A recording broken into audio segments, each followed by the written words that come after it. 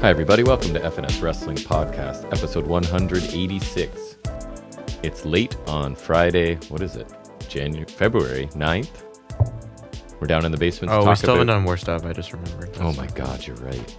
Okay, I got to remember to do this weekend. I'm not that busy. But yes, more stuff will be coming. But we're going to talk about this week's stuff. So that'll be a quick recap of Vengeance Day first. You watched about half of it, I think, and I watched all of it. You missed the stuff that was worth missing, so you did a good job. I'm smart. You are smart. And then we'll talk AEW, NXT, TNA, some main roster highlights and stuff. Some trivia, some news. You know the routine if you've been here before. If not, welcome. Always glad to have new listeners. If you're new, let me know somehow. Comment, email. Our stuff's listed wherever you're listening. Something like that. Just got back from a large family meal again. Mm-hmm. With the Korean side at Korean barbecue. Delicious. 10 of us ate a lot of food. There's a lot of food there. But yeah, really good. Mm-hmm. And then it was sort of a Christmas meal that we had to keep delaying. So we finally got around to it. Is that what that was? / my birthday, I guess. Sort of. Right by now. But spoiler. Or peek behind the curtain, I guess. So that was, it was fun. It was nice. And then you're just getting into the swing of finished your first week of semester 2, your torture semester, right? So yeah, survived it, made it through math. Yeah, math's the one you're really worried about the most. Yeah, interesting, but loving it lots. So what else is new? Anything? What'd you do this week? Anything exciting? I don't think so. I haven't done working, schooling. That's mostly just the new school stuff. I don't know. I'm waiting on Bad Batch, I guess. Oh yeah, Bad Batch starts. You were telling me because I saw a new clip. So I can't say what we're talking about because it's going to come up in the news. But I was saying there's a really intriguing show coming out on Wednesday, and you disagree. Oh yeah, that'll come up in the news. But that's I guess I finished watching the old or the previous season. You binged the Bad Batch. Yeah, I guess we could have, but I don't think how many episodes and how many days? To. I don't know. It took me probably like a week, maybe just over a week and a half or something to watch. How many episodes was it? 32 probably, between 2 seasons. That's pretty good. And the premiere from the first season was an hour long, so.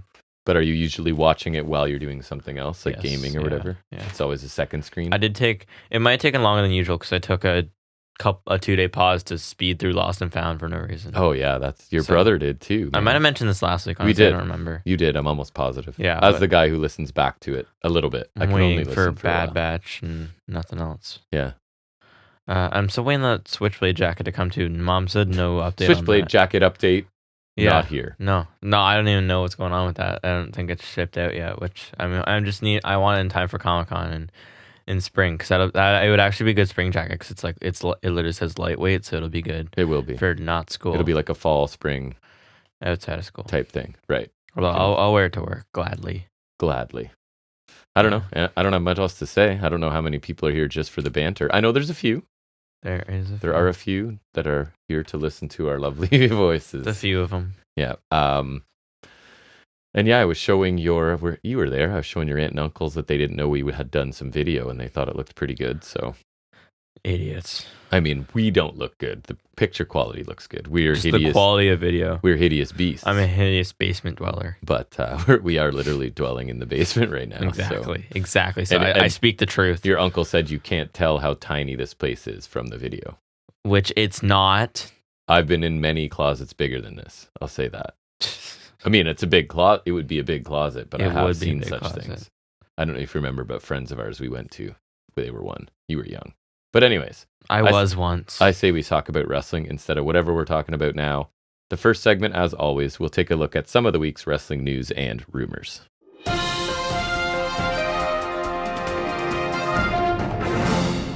All right, so looking at the ratings, we got NXT averaging 650,000. Very unexciting week, very little movement. 650,000 viewers, up 0.3%. Unexciting week in many ways. So essentially, yeah, the news is thin, as we like to say. My life, the news cycle, the ratings. Not a lot going on. We're exciting people. I'm exciting such times. A riveting personality. 0.19 in the key demographic, up 5.6. 44th straight week that NXT has had a year-over-year increase in the key demo, so that's good. Every week they're doing a little better It's a lot than of the year words, before. a lot of buzzwords there. This week's episode of Dynamite averaged 805,000, down 1.6, and earned a 0.28 in the key demographic. Some might say they're not doing big business yet. Oh, hey.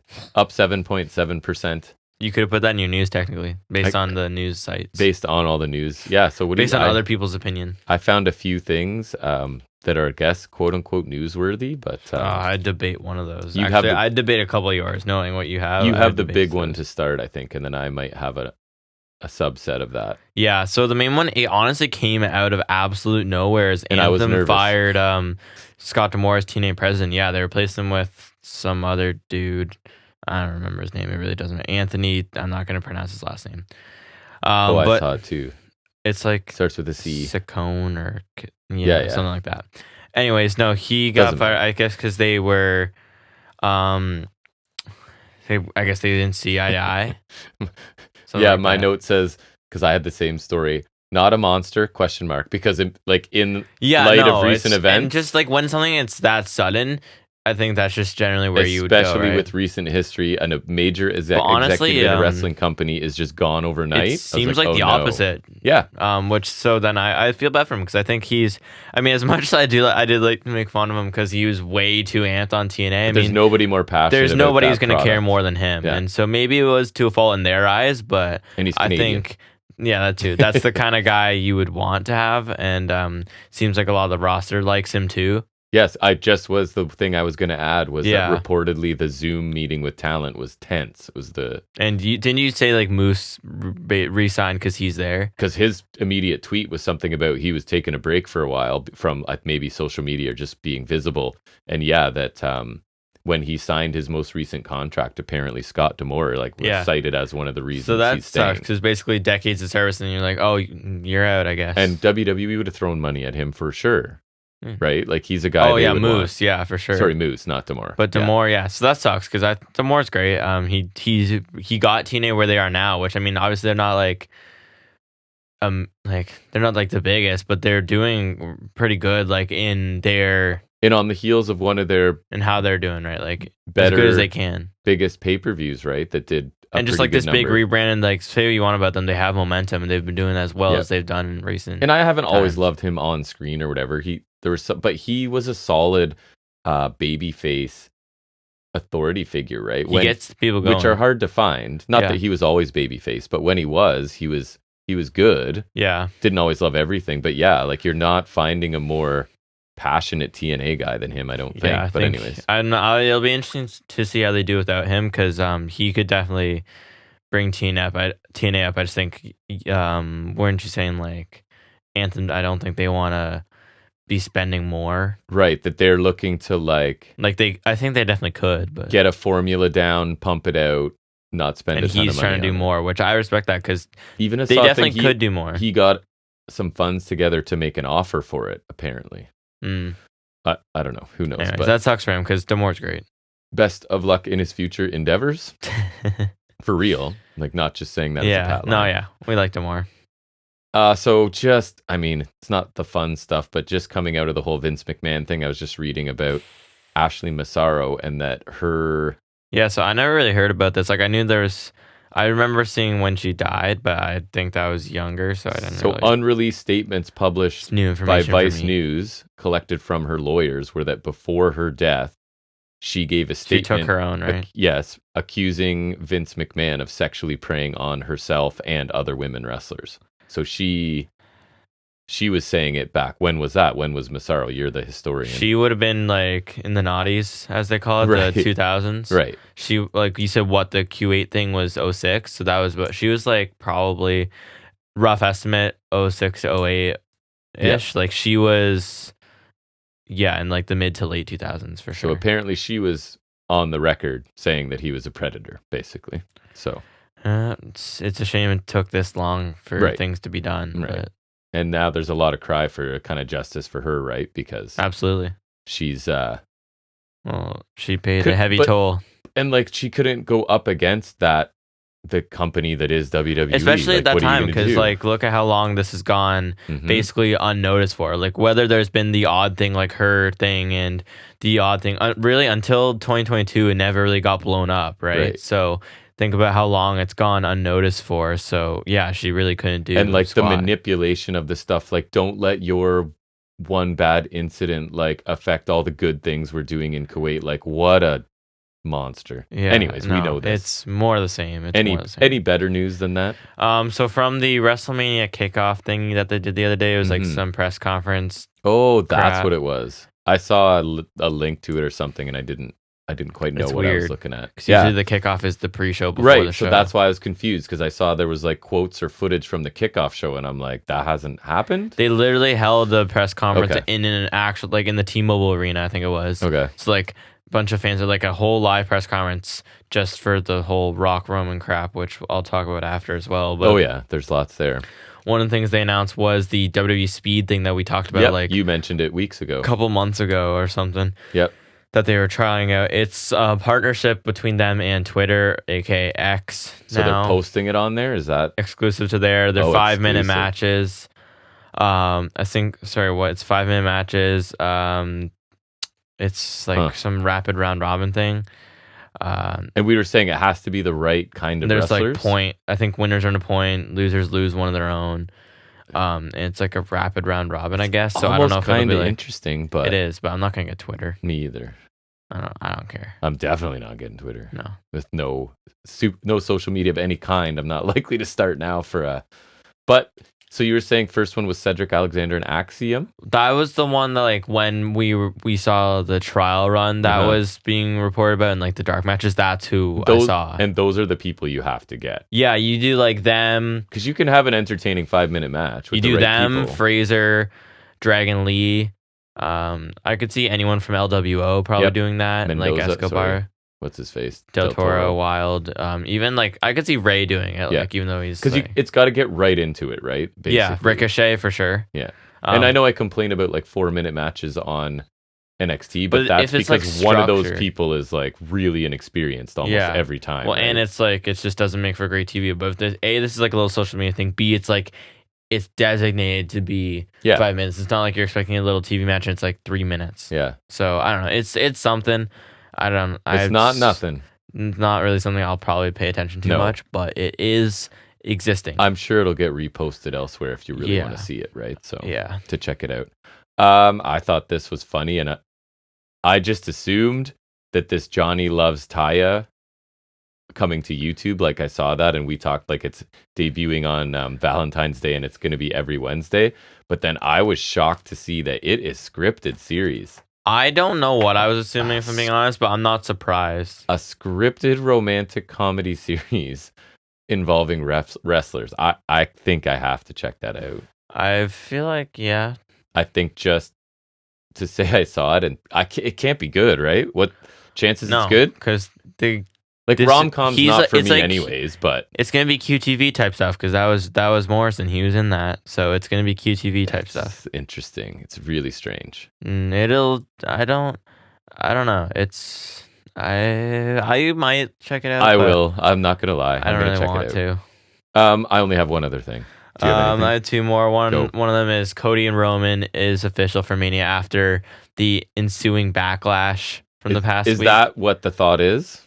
I don't think so. I feel it seems. So what's the plan? Okay, so I'm laying out. I've been telling you kind of my fantasy booking, and I feel like this is where we're going, or something like that. But so basically, the gist of it was there was a segment last week where Roman cut a promo, and so I actually did see they had posted the full segment where Cody came out and he brought out The Rock and the one where he stepped aside. Yep. I will say this: Roman cut a promo before Cody came out on Rollins. That was really good, actually. So if you can find that, like it's the 18-minute video, but just watch the part where Roman. It's the beginning after his entrance, of course. Yes. Which takes 5 minutes. Yeah, but like. The first part where he talks about Rollins was really good. I really liked it. He was cooking. Okay. So it was really good Roman promo. But then anyway, so it was basically Cody came out and he's saying he's not going to challenge Roman at Mania, and then he brings out The Rock and they have a stare down, but they don't talk. Okay. Which I guess makes more sense now that they seem to be aligned. So then basically, it seems like they're leaning towards Rock and Roman, right? And so basically for the past week, if anyone's been living under a rock, I guess, the chances you're listening to a wrestling podcast and don't know this, but just in case. We want Cody's been trending like crazy. Yes. Like almost Daniel Bryan-esque, but not quite, obviously. Like Ava Rain from NXT. Rockstar is getting death threats. The Pebble is getting death threats. That's crazy to me because I mean, I wouldn't care that much about Cody, but even if it was someone I really liked, like that's completely unrelated. I feel like they almost mildly referred to it on NXT because Jada Parker had a segment and at the end said something like, I appreciate you or something. Like it was almost like, anyways. Mm-hmm. But anyways, so then they were holding this whole kickoff conference, which was a total waste of time, by the way. But it's like to set things straight. To set things straight. And Cody was like, trust me or something like that. And so, yeah, Cody Roman's official. The Rock came out and so Roman was like, the thing, it's passed him by or passed Cody by. So he chose Rock. Like Roman chose Rock. But then Cody's like, no, it's my choice. But it's stupid. He not say quote unquote, but not at WrestleMania? Yeah, so this is why I hate this. Because first off, the thing that was first stupid is he's stepping aside so that The Rock can fight Roman for what? Because Cody won the Rumble. Why would you do that? Right. And second, now he looks down, he's like, oh no, I'm not going to face you at Mania. Rock can do it. And then he's like, no, this is bullshit. I'm facing you at Mania. So it's like, why did you do this whole thing in the first place? And so then, because Cody was talking, because obviously Roman had to make a jab at Dusty. So then Cody he says something about his family back. Like I think he mentioned Jay or something. And then Rock gets pissed at him and slaps him.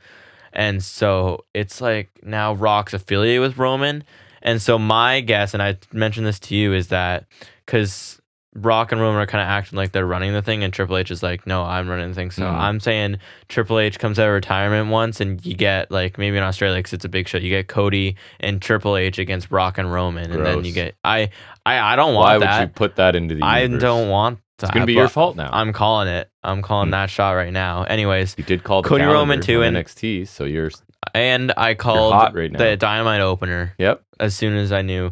But anyways, so Cody Roman too, and none of us big Cody fans, but I was still adamant that it should be Cody. But why that line then? I don't know. That's why I hate it, but I hate that they even tried to do The Rock, because and the crazy thing is that people booed The Rock over this. Like, that's crazy to me, because Rock, every time Rock comes, people go ballistic. But then there was also the narrative that they were intentionally building a Daniel Bryan situation, which I hate more, and then pulled away from. But if that's what they were trying to do, they had it, and then they said, nah. Like, I'm confused. Well, I don't know what's going on. I think they built the Daniel Bryan thing off the back of that SmackDown thing where he said he's not challenging, but then now it's like, because the whole notion was that Cody was forced to do this because obviously Rock's running the show. Yeah. Basically, like, he's on TK or whatever. And then now they kind of go, I'm glad we're getting the match we're supposed to get, but it just kind of felt like a flat end. Like, it was literally less than a week. And I don't know. It's just weird, but Cody Roman, I guess. I feel like in like a year or something, we'll see little YouTube videos on like the real, like the machinations of this situation. We'll see what really went on. It'll be interesting to see. It'll be interesting for sure. And it's a weird situation, but it is what it is. Yeah. Last thing I had was that Brock Lesnar is removed from 2K24. He was on out of Supercard. He was on the Mania, the Mania edition cover where they had a bunch of Mania, which is the one I got. And so he's replaced John Cena's like bigger on there now, and I think Triple H is in Cena's old spot. Why was he removed? Is he a former UFC heavyweight champion that they were desperately trying to re-sign in 2021? Really? Could that be? But yeah, and then he's also off Supercard, so I guess you're not going to be pulling any Brock Lesnar cards anytime soon. So you pre-ordered the game, so the one you get won't have them? So he's not on the cover. It'd be crazy if you got it sent and it was already you know what I mean? It was already done. Well, I got it online, so it won't matter. Right. You don't get actual things anymore. And I saw a thing like it's unlikely he's going to be completely removed from the game, which I wouldn't expect because he's such a big he was such a big star, right? And so he's probably in the Mania showcase mode, and he's probably what was my idea? Got a couple different models. With simple adjustment. Ryback. Make him Ryback. Ryback versus Kurt Angle from Mania 19. You got to put a singlet on and like tweak a few things. Shave his hair. Yeah. Bring Ryback. But no, I don't expect him to be removed from the game because his model is definitely like coded in there and he's all set and whatever. So I don't expect anything like that. But yeah, he's off the covers and whatever. Basically scrubbed. See ya. That's again 3 Rumble winners you can't talk about. That's right. Benoit, Lesnar, and McMahon. I mean, Benoit and Lesnar back-to-back years, too. That's crazy. That is crazy. You said you had one more thing? Last one was the whole Elimination Chamber thingy. So yeah, tell me about this. What you're talking about is the whole business while the whole Rock Roman thing was going on at the conference, before that, Rollins is out talking, and he introduces Cody Rhodes, but then Roman comes out. And so, like, Rollins is trying to get in kayfabe. He's trying to get Cody to pick him, right? Because he's got the workhorse title, and he's the one always here, and blah, blah, blah, and all that babyface stuff. I watched that segment. So there's that. Yeah, and then that was what Roman was mocking on SmackDown, which I thought was great.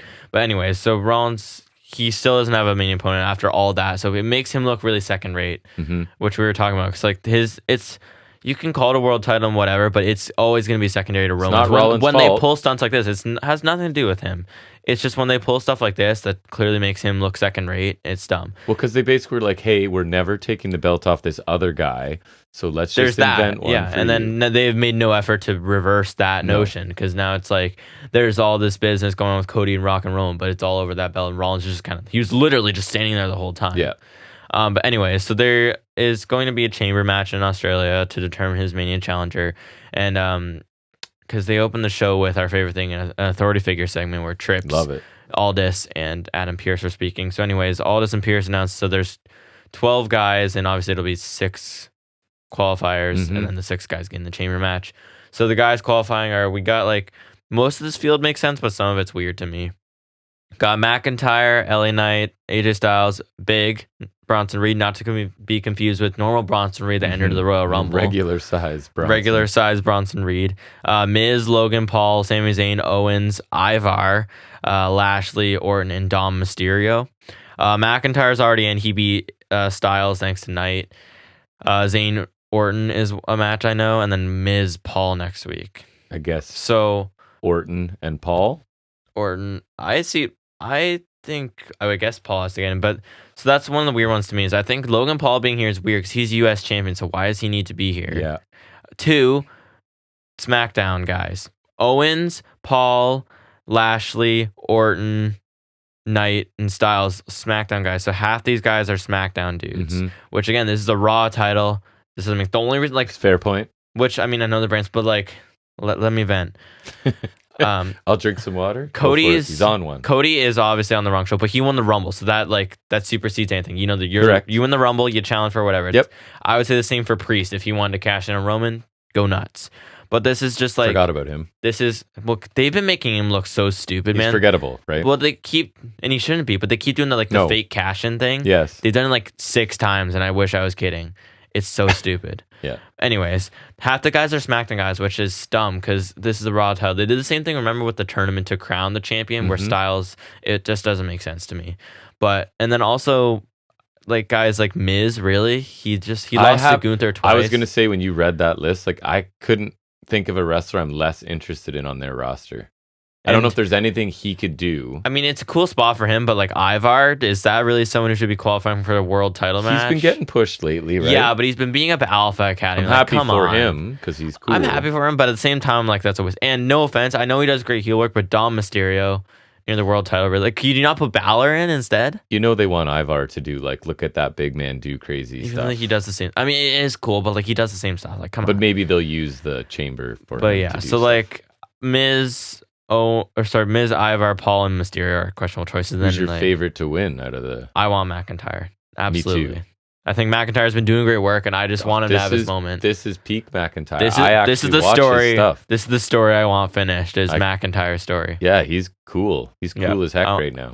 I want McIntyre to win the title, and Priest can hold the briefcase for a little while. I just want McIntyre to have his moment, have a bit of fun with the belt, and like have fans cheer him with the belt. That's what I want for him. And just no cash in. Don't screw him at Mania. Don't have Priest cash in. I want him to, like, you can have Priest if you really want to, have him cash in on the Raw after, and that we can have like one of those moments like Ziggler. But like, I want McIntyre to have his unaffected moment just for once, because he's deserved that for a long time. So I really want him. I think he's better now than ever. I think he's better now for sure. So McIntyre's already in the match. I think he has to win that thing, and McIntyre Rollins would be great at Mania. So I think McIntyre has to win that. I hope you're right.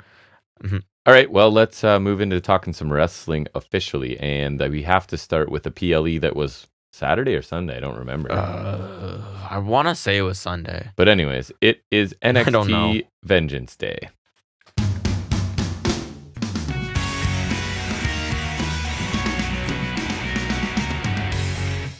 As Jack is frequently listening to wrestling themes as I do my tinkering in between segments. Today it was the new Young Bucks. Young Bucks got their EVP theme, I guess. I was just saying it's weird because their theme, it's not made by AEW. It's made by, I think it's the people's name is Meat Sauce Media. Of course. As you do. Yeah. But their theme predates AEW, so they've had that theme for ages, I'm pretty sure. So I don't know. It's just interesting. Oh my God, they're wrestling attire too. That's funny. So you watched the front end and the back end of Vengeance Day this year. That I did. And so I don't know any of your thoughts on it. So that's kind of interesting, even though we're in the same room for it. But ahead of the first match, we get the usual stylish package highlighting upcoming matches. And then Barrett joins Vic Joseph on commentary. And I don't have to listen to Booker T. That's like, we're in the A level already. Gift from the gods. We're starting from an A for this pay-per-view because of that. And I actually don't mind Barrett. So that's a huge upgrade. I like Barrett. From like insufferable to like pretty good. Barrett's pretty good. In the grand scheme of WWE commentators these days, I like Barrett. So the opener is the Dusty Cup final match, which is Mello and Trick versus Baron Corbin and Braun Breaker. So you've got Trick doing double duty. He's challenging for the NXT Championship. I like Mello's gear. It's kind of like this orangish gold. Yeah. With cool like jacket. this kind of pattern on there. Yeah. But Mello's looking sweet. Yeah, he was looking cool. And it was weird. They kind of did like a theme mashup for him and Trick where they kept switching back between the two themes. And Mello's theme's way better, but Trick's like his is solid when the crowd gets the reaction. Right? Yeah. Like and his I didn't theme, have to hear Booker do his thing. Although which is Barrett amazing. tried doing it. He did. It was kind of funny either, but at least funny. But like Trick's theme without the crowd is so ass. So for me, not my favorite because we've got two non-tag teams competing in the finals of a tag team tournament. I mean, Mello and Trick have been affiliated for a long time, so I give them, I'll give them slack. But NXT this week made me really happy because I feel like there's a chance of a real tag division, and I'll talk about it when I get there. It's one of the things I really enjoyed this week. Mm-hmm. It depends how long Breaker's staying there because I heard he's big push main roster bound. And you and I weren't huge on him when he started. He's really good. I hated him at the beginning. He is really good. He's really rounded himself out nicely for sure. And he's exactly what NXT is for, right? He's the perfect they really, example. him and Mello are going to be big success stories as long as they give Mello a chance because Breaker's like, there's no way they won't love him. But Mello, I'm a little skeptical. But like as long as they really see what, because I understand them seeing potential in Trick. Because I think once he works out his in ring, discrepancies, he could be really big. But I hope they see what they have in Mello too, because I think Mello is the complete package for sure. Mello's amazing, and now we're getting his purest form right now. Absolutely. I think. So they've given out. Will be. I think they've given out a bunch of a-hole section signs because it's hard camera. A bunch of people, and when it's just like a normal standard 11x7 or whatever. Yeah, they've done that a paper. bunch. I think didn't Gargano have one with like his face on it, or like not his face, but like the like the straight face logo, and then Cesaro section. We had that. I swear there was one for like Bailey or something. Should have been Wolf Dog section. Let's be honest. Dogs. So my note says Jack is here for this match, and Trick is caps lock over right as he enters for sure. So things break down early. Trick and Mello clear the ring. Nice to get Trick in front of a live crowd. For sure. We get the fade away to Corbin. Big moves for everybody, including that flip up cutter by Braun. It's like where he has him in the back position and like flips him over his shoulder into the cutter. It looks pretty crazy. It's a pretty badass. Breaker's like nice and tense. He's explosive, man. Badass and meaner than evil and whatever. Yeah. Corbin clothesline turns Mello inside out. Good old Mello just completely flipping for him here. Scary moment, and Brock talked about it this week on NXT because apparently he runs Braun. Brock on the mind. Oof, he runs 23 miles an hour. Remember the rope issue? Yeah, he his head slid between the ropes and he kind of hit his head off the top rope, but he carried on perfectly fine his credit. And so luckily he's fine. Like speed to size ratio, there's nobody going faster. The only that person guy. I can think is faster than him is Fraser, and that's because Fraser's small. At half his size. Yeah. Yeah. Breaker's insane. Braun then abandons a pin attempt to do some push-ups a la Scott Steiner used to do that quite a bit. You pointed out it was the Viking experience that the heels The pop-up power slam. Yeah. Flipping cutter attempted again, but it was kind of awkward and they landed. Mello flipped out, but they tried to sell he did something even though he didn't. It was weird. See, that's exactly the example I was talking about. Those I'd little- have vague details, you fill them in. That's some of our best work. Vague details are our specialty. That's I'm vague and you're specific, and it works really well. Which is weird because I like this is a week ago and I. But still, and this was the test. It doesn't have to be a couple days away. It's just it unlocks something for me. Trick hot tag. He dominates for a bit. Awkward springboard moonsault by Mello. And Barrett actually points out. Oh yeah, didn't he like mostly hit him with his legs or something and like then that? and Barrett was like, "We're having rope issues tonight," sort of thing. That's a fair cover. Second one in That's one. not a bad cover. Second one in one match. That's right? true. That's true. And I actually noted something Barrett said, which, like, when it's Booker, I'm it's actively always trying negative. not to hear him. Or it's just like something so bad you have to talk about it. Yes, for all the wrong reasons. Yeah, exactly. Braun throws Mello onto Trick, then suplexes both of them. Braun launches Corbin over the top, right? And I thought was cool because that's not something you'd usually see from Corbin. And Braun makes mention of it on NXT, saying like, you completed your first dive ever, and it was because of me, sort of thing. Sounds right. I mean, I can't think of any deep other sixes for both the opponents. Braun hits a flipping senton deep off six the is top sweet. to the floor. Imagine it is based on what we saw on Dynamite, catch Darby Allin out of a dive into a deep six. That'd never happen. That'd be crazy. Mello avoids the end of days. And Trick kind of hits a neck breaker to Corbin. Wasn't exactly his perfect. like it was kind of like I remember he did like the double neck breaker at Deadline in that match. It's just it looks kind of clunky to me. It's not great. Yeah, like that's what I'm saying. Just once he polishes things up, kind of like what you used to say with Logan Paul. Yeah.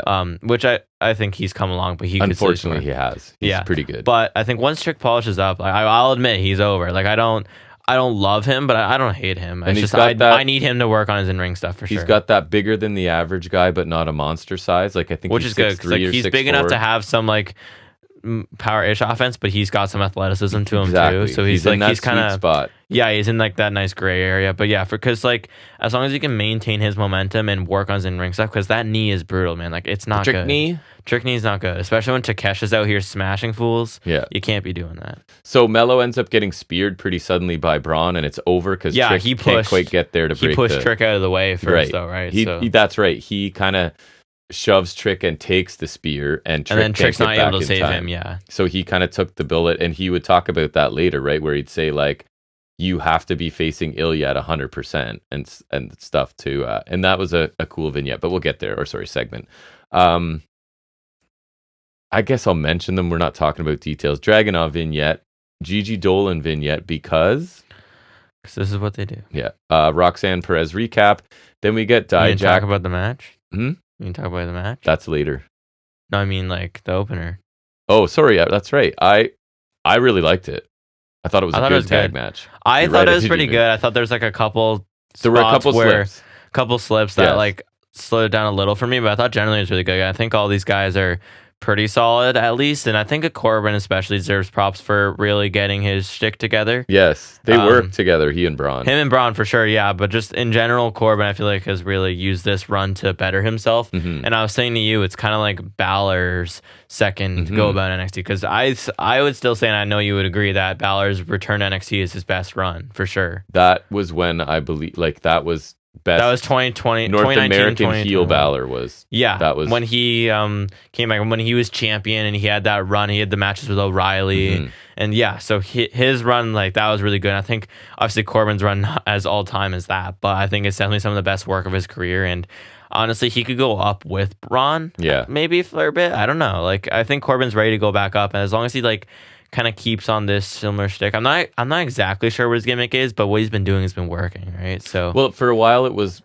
we knew when he was dealing with Dragunov, right? He's like sure, you're saying I haven't accomplished a whole lot on main roster, but I bought a big old house and I'm super wealthy. Yeah, and I feel like you could definitely tweak that. You could tweak that into some sort of character, because they did that whole like cash and rich thing with the Happy Corbin thing, but that was stupid. So if they did like something kind of like Happy Corbin, but like serious, they could do something like that. Because it was kind of like, sure, Dragunov, you have gold, but you have no family and you go live alone and blah blah blah, and look at me. Exactly. Like, what's better? But back to the match, I think so. Corbin and Breaker are great together, and they've been doing some great work. Trick's over and Mello's fantastic, so I think it all works. Me too. Wasn't perfect at times, but I think generally it was really solid action, and there's some great stuff. And I thought really good pace, solid action, and the finish. it makes I sense. think the finish worked. I like the finish. And that's why, like, I gave it 3 3/4 stars. I'll agree with that. There's good storytelling in there too, right? Like that finish comes back later For sure. to be something. Mm-hmm. So yeah, Dragunov, bunch of vignettes, and then it's Dijak and Gacy in a no DQ match, and you are here for this one as well. I always have to make a note because I forget. And we noticed that Gacy's using the same song as whatever that group was. Schism. I think he had it before that too. He's had it since like his days with Harland. So no update for him. And there's even his Tron is like the masks that they wore. Yeah, right? but then it's also switching. So the Tron is different. It's just he's kind of like, I don't know. I'm not sure what he's doing really. So they come out.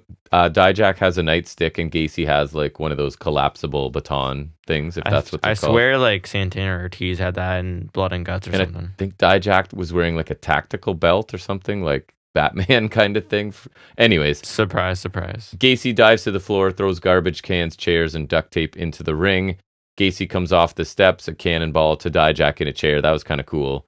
Bunch of Hot Wheels, right? Put out on a table. Yeah, that was weird. I guess like Home Alone style. Discus boot to Gacy on the floor. Boots to Gacy with the trash can over the top of him. Right? Then some stomps and an elbow drop, and Gacy just keeps sitting up, sort of thing. And that was kind of cool. Coming into this was like, there's nothing you can do to like take me out and get me to stop, sort of thing. Trash can on the headbutt to take Dijak down. Dijak gets shoved off the apron and through a table, but it kind of didn't hit the cars. Remember, he kind of fell beside where all the cars were. Yeah, he just might have caught a couple of them. Yeah, it's like when they just catch the outer edge of the pile of tacks, you know? Exactly. Dijak gets chokeslammed on a chair. We get an avalanche release German by Gacy, but they missed the trash can. Remember, was that off? Yeah, second that or was like I think it might have been the second rope. Yeah, something like that. And it looked like he was supposed to land on the trash which would have can. sucked because that would have looked awesome. Yeah, and he missed it. So we get a duct tape blindfold put on Dijak that apparently he can't rip off. He just staggers around. Yeah, without touching it. It was an interesting visual though. It took some pretty vicious kendo shots, I will say. Yeah, at that and point. he managed to hit Gacy with the feast your eyes completely blindfolded. That's so that true. was kind of cool. That's true. And then when he Like, does perfectly, eventually get the duct tape off, Gacy's in the corner upside Doing, like, the down, Bray Wyatt looking kind of all thing. creepy, Yeah. right? So DDT on a chair from Gacy, top rope splash for a near fall. The upside down clothesline thing he does is countered with a nightstick shot and another feast your eyes, and Dijak wins, but Gacy is like still smiling, like he didn't even care, sort of thing. I thought it was like a fine WWE no DQ match, but we've talked about it, right? Like, yeah, we're a little desensitized or whatever by things like Swerve and just almost any death match and any Texas Death in AEW or any of the Lights Out matches or even like their cage matches. And part of it is these guys, right? Like Dijak continues to have really good matches, but goes nowhere. Gacy's kind of drifting aimlessly with this weird new character they haven't really defined. I would say is incomplete still at this point. For sure. But I mean, yeah, like Gacy's the babyface here, which just seems weird to me. This match didn't overstay its welcome. I was entertained. I thought they kept the crowd energy. I gave it 3 1/4 stars. Like, I thought it was a totally, I'll say good. I thought it was good enough. Yeah, there were some parts I liked and some parts that were just okay. But in general, like, it was solid, but nothing groundbreaking. But I feel the need to qualify, like, for a WWE. For a WWE, it was like, no good. DQ, it was solid. Yeah. Yep. I'd probably give it like 3 1/4. Yeah. It was solid, but nothing spectacular. Chase U calendar sales are incredible. And you knew, right? So it was me all along. There's tables set up somewhere. Many of the women are signing copies, and they're going to be officially on sale on the website. Apparently, as they sold out in 30 minutes, I think they referred to on NXT. There's no way they actually sold that and they actually put that up. And I want to know where the money came from. If you're bankrupt, like, you can't just snap your fingers and calendars are made. Although maybe JC Jane has money and she went out of pocket for it. She's not a Chase U person, so I guess I don't know what the deal is. Successful wrestler I'm gonna woman. Search Chase U and shop and see what we got. So anyways, then of course they're all celebrating just a shirt. JC Jane's great idea. Maybe it did sell out. Who's to say? Oba Femi shown backstage curling part of the set, like one of those big beam things. Strowman's done that a bunch of times. And then we get, I don't think you saw this. You took a good time to duck out. It's the family taking on Out the Mud.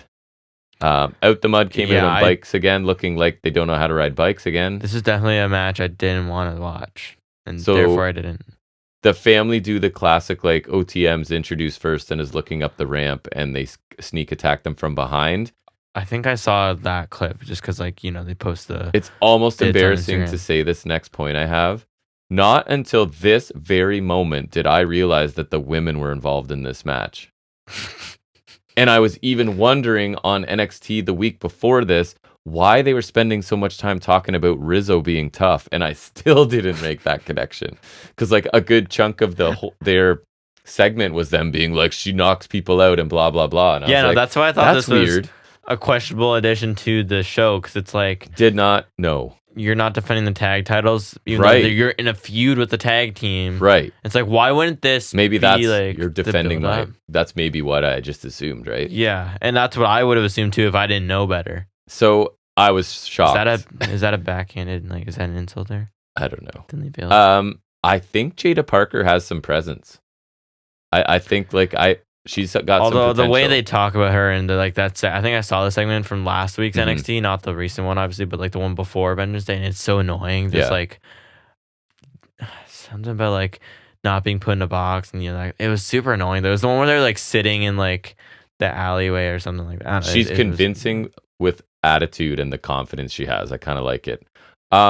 There was a really lame like triple gut punch spot where they all paired off in the and they do like gut the punches. I hate it. Looks so Like lame when they do that. Cartoony, yeah. I know what you're talking about though. Some awkwardness as the family hip toss each other into their opponents. I seem to remember Tony D and Rizzo kind of like dancing around in the middle trying to decide who was going to throw who into where. Clearly I feel like Tony would have to throw her. Somebody may have forgotten. There's a really cool slow-mo of Stax taking a forearm from both of the Out the Mud guys at the same time, and like it looks like they really smacked him with it. Then it's like a long basic beat down of Stax in the middle of this. Tony D hip tosses Stax over the top onto OTM. Rizzo jumps off the top onto the group on the floor, and actually she like jumped and extended and looked pretty good, like almost like frog splashy onto them. Sting. Anti-air clothesline to Scripps coming off the steps. He gets taken out. Forgot he was there. Tony, this isn't nice.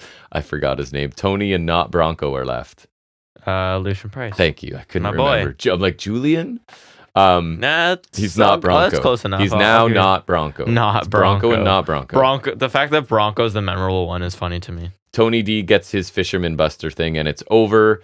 This wasn't very good. Maybe... I think it's maybe a bit too early for Out the Mud and Rizzo to have a match. Maybe Parker too, but I probably throw them all were in the PLE match. I think the last PLE match, but it was the 4-way tag. Remember? I guess what I'm saying is Tony D and Stax, I think, are ready for something like this. Hate their characters, but they're fine in ring. But they're okay. I feel other like 4 maybe not. I have to see their in ring work without the gimmick too, because I feel like a lot of it's like the like those I know stuff like that. I hate. It's so dumb. Pretty slow and basic for a lot of it. Crowd energy seemed to kind of wane in the middle of this, I thought. But when Tony D tagged in, like he picked up the pace, the crowd picked up the energy. No Dar on this show. And then 2 3/4 stars. I didn't think it was great. Sorry, you didn't see not it. the last show. So I'm thinking No Mercy. I forgot there was Deadline, but like No Mercy had Dar and Butch, not Butch. Pete Dunne. Metaphor did get a package right after this match, actually. Well, that's one of the pointless ones, though, right? And then a Braun package, and then Kiana James and Izzy Dame actually have an actual segment where they are deciding they're going to target Kalani Jordan, since everybody says she's the future, and they don't like that. Who says that? They don't like that. Who? Name one person who says that. There's a women's segment coming up on NXT, the weekly show, that was brutal. I wanted to see one intellectual person that genuinely thinks Kalani Jordan's the future. I mean, they seem to love her, whoever the powers that be. Out of her couple, she ain't the better half, all right? Who's her couple again? Mello. Oh, yeah, well, sure. So speaking of Mello, he's backstage with Trick. And yes, Mello took that spear for Trick. I think Fraser's with the Hale. So Trick would be healthy for the main event, and everything, like, they seem completely on the same page, to the point where I love this little detail. Mello's like, I know you want to do this on your own. Trick's like, no, this time, I want my whatever buddy, brother, whatever he said with me. My brother. So they, it's awesome way of getting Mello there, because it seemed totally sincere. Like, dude, you took the best spear in wrestling for me. I would agree with that. To protect me for the main event, right? So great way Clearly, to you set would up. never turn on me. And at this point, I'm like, I assume Melo's going to turn. I assume he's probably going to play a role in the finish. Maybe I'm not right about everything as it turns out. I think what the clean finish you had second guessing there. So we know it's coming because they've been setting it up for months, but they've done a really good job of keeping my interest. Like this has been Well, yeah, because it started out a little long-term too slow. I remember storybooking, you were saying yes. after Halloween Havoc, it Yes. was like a little stop start. And then I felt like the quality of the segments picked up or something. They found their footing. Yeah, really good long-term storytelling in WWE. That's great to see. Lyra Valkyria taking on Roxanne Perez for the NXT Women's Championship. We get holds and counters to start, and Lyra had some sort of, I don't know, blue, purple. I struggle with colors, obviously. That you do. Feathers in her hair, and they were all over the mat within like a minute, probably. Lyra's working the arm. We get some cool escapes from head scissors by each woman. And at this point, my notes say like the pace starts to feel like this match is going to get a lot of time. You know, when it's just like Yeah, they start out it's doing just like that, and kinda- you can feel you can feel it building. because you're like they're both capable of more and faster, so they're probably saving it. Anyways, back and forth, we get a Perez springboard moonsault, a nice fisherman suplex, I think it was, kind of a variation of it by Lyra. Pop rocks. Lyra tries to roll away as Lola Vice's music hits. She runs down with her breakout contract and her own referee. Tatum Paxley tries to step in and stop her, but Lola just takes her out with one kick, if I remember correctly. And she officially is cashing in that contract, making it a triple threat. So dumb. Let's just talk about How that. early did she come Somebody in? else has done that, right? Rollins. You don't wait till the match is over? Okay, but Rollins was awesome though. Because you have less chance to win if there's 3 people in the match. Yeah, but you could also beat 2 people, I guess. Like, there's 2 options. But like Rollins, at least it was like. But it was, wouldn't you just wait? Wouldn't you just wait for them to take more punishment and only have one of them left?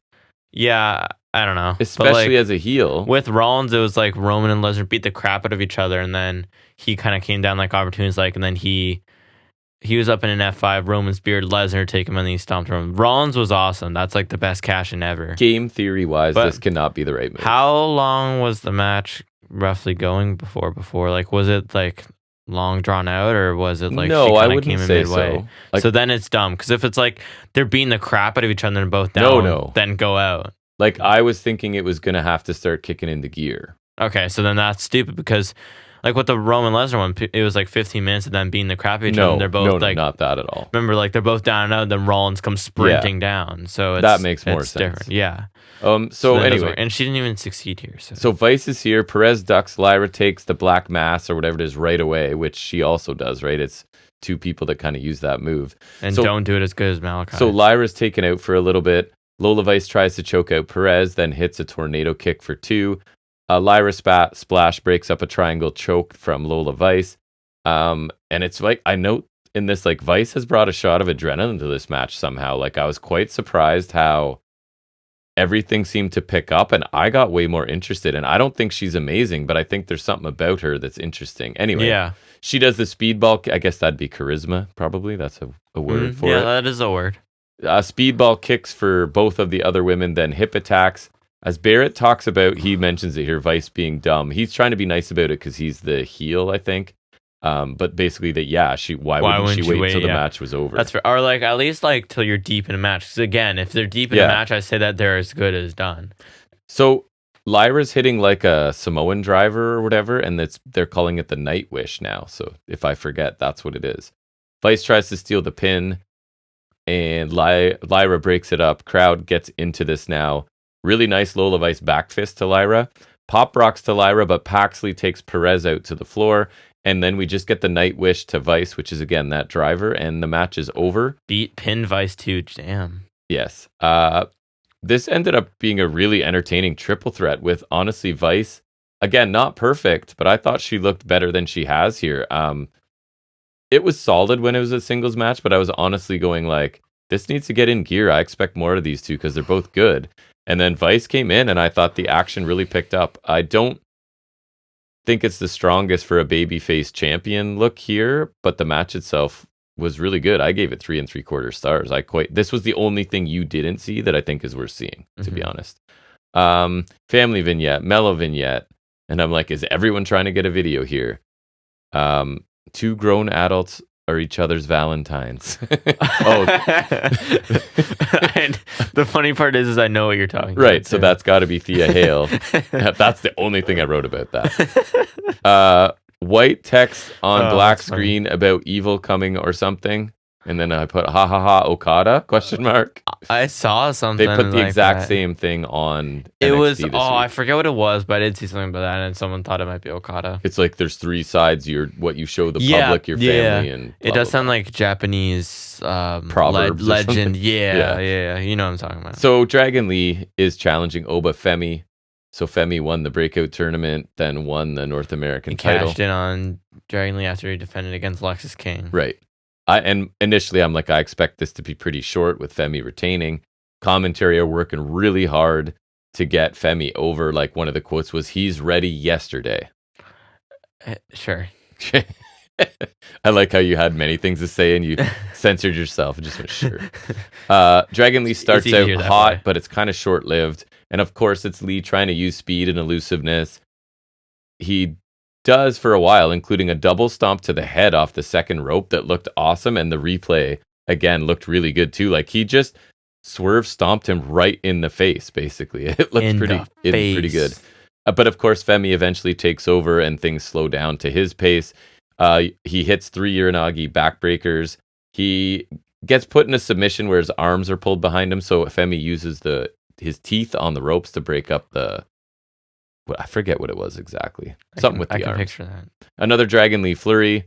Lee sit out powerbomb for 2, which was kind of impressive. He didn't pick him up. He kind of brought him off the ropes, but he walked him to the middle of the ring and hit it nicely. And then I don't know if you saw, I'm sure it was very, very jiffable, but Dragon Lee getting that big swat off the apron where Femi's on the floor and he just swats him in the chest. I think I saw it. And then one next up just says table. Table chokeslam countered into a Lee DDT. Chokeslam into an announce chair. Dragon Lee gets launched. Powerbomb, and it's over. And honestly, this could have felt like a singles version of the family OTM match, right? With one side kind of talented and experienced and the other one kind of green powerhouses. But this was a little better than that. It's not quite as obvious that Femi's new, right? His offense is deliberate, but he can do stuff. Right. You know what I mean? Like he's horrible. He's getting there. He's not doing just basic big man stuff. He's doing a bit more than that. So I don't think it was amazing, but it was a solid showing for a really new guy, right? He's not there yet, but it's like you can see why they're big on him. Like honestly, I could see that. Of course, right? Like he's built in a lab. I'm not thrilled on it, but like so I gave it 3 stars, like an average match for a new big man. Totally fine. Lexus King is a creepy. What? Oh, it says Lexus King is a creepy Clandar customer. So that means calendar customer. So he's being creepy at the table, and Osborne steps in, and they start to brawl. Kelly talks to Ava. Ava is bad, but not as bad. It says here, and I that's how I felt. She's a pure face right now, which is a bit odd considering she just came from like the schism, right? Battleground will be in Georgia was something they announced to us. Battleground's like that's a while away though, considering Satan delivers the next one. That's Mania.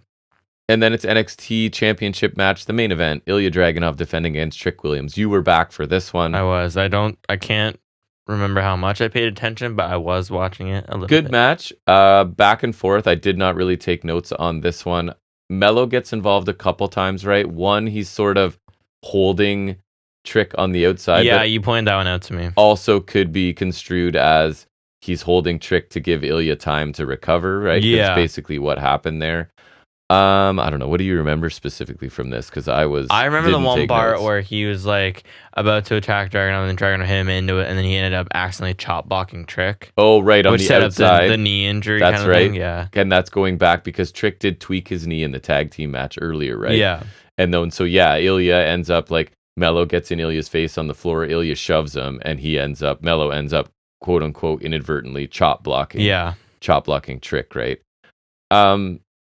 So the finish was the Torpedo Moscow, right? Yeah, so it was like, remember they're in the opposite corners and like something had happened. And then so they're both gearing up for their finishers and Trick went for the knee, but Dragunov kind of got above him Right. and hit the Torpedo Moscow. Right. It was kind of like a collision, but not really. And before that, there was a ref bump and a visual pinfall for Trick, right? Yeah, which I didn't love because it was like, I don't know. I just don't think he should be getting that personally. So I really liked the match. I thought, and again, part of it is like it's probably a 3.5, 3 3/4, but I could almost bump it up to 4 based on the story that was being told. Story does help it because otherwise it's just like a fine main event. Right. So obviously the big thing happens after. You want to go ahead and recap that? Yeah, what he chop blocks Trick from behind and just Mello wails on his knee with the chair. Just and I liked it too. Absolutely beats the crap out of him. Yes, and you get that beautiful moment where Trick's kind of standing there dejected and Mello's behind him and you can see the wheels turning in Mello, right? And then he just hits him. Well, yeah, he's hugging him, reassuring him, then he just he slowly walks behind him, and then you can see his face change, and then he goes after him. And the crowd anticipates it in a vicious chair attack, right? So I really... Yeah, he to the point of the chair's bent. Whatever. Listen, Mello is awesome no matter what, but heel Mello is that's his peak form. I was always like that when he was babyface, and I came to love him anyways, but yes, heel Mello's where it's at, for He's sure. He's great at everything, but heel Mello is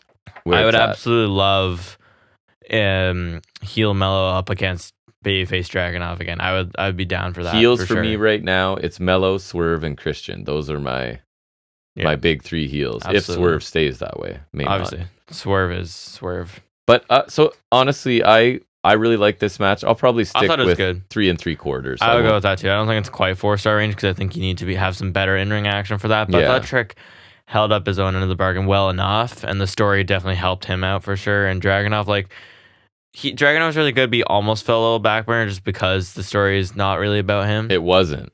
You're right. So that maybe is a little bit of a detractor. And so hopefully he gets back on track. I would love to see Mello and him go back at it, just with Mello being heel. And I think you have to go Mello takes it from Dragunov and Trick takes it from Mello. I think that's where you have to go. I don't love that. I think that's the foundation you've laid. But anyways, maybe. Pay-per-view, fine. I gave it a B, right?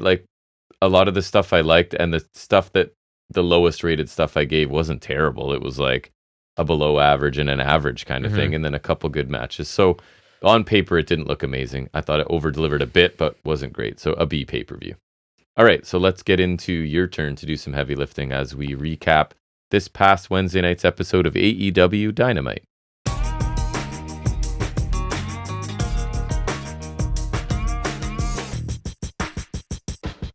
All right, now that you're fired up, tell us about Dynamite. Pete Dunne, baby. That is not Dynamite. He is not on Dynamite. Is that the big announcement? What? Oh, yeah. Pete Dunne's all elite. I would not like that because I want to keep his theme songs forever. Anyways, we kick off the show with the rubber match between Hangman and Adam Page, who decided to make his mustache more prominent just to spite me. Versus Swerve Strickland wearing gold tights to please me. There you go. His tights are nice. Balance in the universe. Probably fix his eye makeup. I don't even know. Hangman reverses the Swerve going for that arm snap he does with his foot. He throws him to the apron, misses the springboard clothesline, but he connects with a lariat to the back of the head. Follow slam on the outside from Hangman, which looked cool. Swerve gets backdropped on the apron. He kind of hit his shoulder off, which looked cool. Then Scott made the point that it was on the side with the LED, which I guess was something. The hardest part. The hardest part of the hardest part. The hardest section of the hardest part of the ring. Because it's like a segment of it, you know. Hangman misses the Orihara Moonsault, lands on his feet and rolls through. Again, I don't know how this man's ankles are intact. Ankles of granite. But Swerve meets him with the roll through flat. I don't know, that was really nice. Swerve does a Fosbury flop, dive to the outside, not quite like the Spaceman plancha like Pac would do or something, because it wasn't as graceful, but no, it was nice. Still cool. It was nice. It's a cool thing to bust out for him because he doesn't always do that. No. Power slam, smooth follow into a suplex from Swerve, kind of like that usual transition he does with nice. The flatliner. Usually it is, but a little different here. House call from Swerve. Not as on point as I usually like it, but it's still a cool move. I really like it. Hangman it's goes pizza, even a bad one's still good. Exactly. Hangman goes for a sunset flip powerbomb. Swerve, he flips out, but he barely landed. He almost under rotated. He almost hit his head, but I think he saved it well enough. Yep. He hits a spinning roundhouse. He went for a JML. Hangman counters it, hits a sit-up powerbomb for 2. Swerve ducks a buckshot and connects with one of his own, followed by Swerve stomp. That was a really nice near fall. DT on the barricade from Hangman. Swerve was going for the pile driver on the barricade like he did in the Texas death, but Hangman has got it. So that's a nice callback. Swerve hits that backbreaker where he like sweeps under and then drops him that you really like. I do. Gets a 2 count. Tree of Woe stomp from Swerve on the apron. Then off that, Hangman rolls onto the table they place at ringside, but it just collapses. So then Swerve goes to get a replacement, which I saw like some people, like one review complain about, which is fair because it kind of did halt the momentum for a second when Swerve would get it, but I think it was worth it. It was fine. I think it ended up being worth it when we got the spot Payoff we were supposed to get to. Yeah. Buckshot later from Hangman connects, but Swerve gets a rope break just before the 3, so that was nice. Dead on the apron from Hangman. Swerve barely beats the count back in. Hangman drop kicks him back out right away and attacks Nana with a chair, so Hangman's starting to snap there. That was not nice. More on that later. Yep. More on Hangman later. Swerve hits a swerve stomp, but tweaks his ankle, so he's slow to capitalize. He attempts a JML after, but Hangman rolls through and twists his ankle, which that reminded me of that Punk Moxley match where Mox squashed him. Because remember, they ran the angle where Punk tweaked his foot on the roundhouse, and then Mox like cranked his ankle and then paradigm. I loved that match. That was awesome because he just squashed Punk. That was awesome. Brody Lee killing Cody. Bro, that's what we call it, is like when you beat someone unexpected and you Cody Rhodes them, you know. Brody Lee will live forever for me. Just honestly, I'm not even kidding. Brody Lee will always remember him for that. The Saturday Night time, I love that so much. And then the segment where they just beat the crap out of him. That was the only time that Anna Jay Sleeper looked cool, is when she choked the crap out of Brandy Rhodes. Remember, that was nice. And he gave Cody like the broken old belt, because remember that was when they had like the unfinished TNT title, and then Cody had the finished one, and then Brody had the old one. Anyways, we're on a tangent. Hey, we are. Swerve hits Hangman with the Deadeye through the table on the ringside. That it was the way it broke was cool, because it kind of buckled for a second and then broke. It looked awesome. So very that's well executed. It was kind of worth the wait, I would say. Yep. Finish comes when Swerve misses a swerve stomp, tweaks that ankle again. Hangman goes for a buckshot. Swerve's able to duck, hits the JML driver, but the time limit runs out right after the 2 count. Perfectly timed, might I add. He was slow to get to the pin, but still perfectly timed. Post-match, Swerve gets a mic. He says he didn't go through all of that for this, and he won't let Hangman get away with this, which is an interesting turn of phrase. He says, you know how this goes. He says 5 more minutes. Hangman's like, he pulls himself up enough so he's like kind of laying down with his head on the bottom rope, so he's like up enough to face Swerve, and so he starts laughing, and he says Swerve had to beat him to be #1 contender. He will not be world champion, and it's over for him. And then he walks up the ramp. Schiavone gets on the mic and announces the triple threat for Revolution. Yeah, so you've got the heel saying 5 more minutes and the babyface going no. So that's an interesting take for sure. It is. It's interesting. I do see a double turn, I think. I'll talk about it. People won't stop cheering for Swerve, so you may as well lean in. I'll talk about it, but as a big Hangman fan, I did not want heel Hangman, but I'm gonna say I think it'd be cool. I think he kind of convinced me here. Yeah. Like, he's been teetering on the brink of staying in control of all his mental health and whatever, and I think based on how his character's been presented, with Swerve, because we know his character's kind of not in the best mental health most of the time. Yeah, the way he's been presented, he could pull off a heel work for a while at least. And we talked about it before, maybe on air. Like, I think this is going with in the triple threat. Swerve's poised to win, and Page will sacrifice himself to not have Swerve win.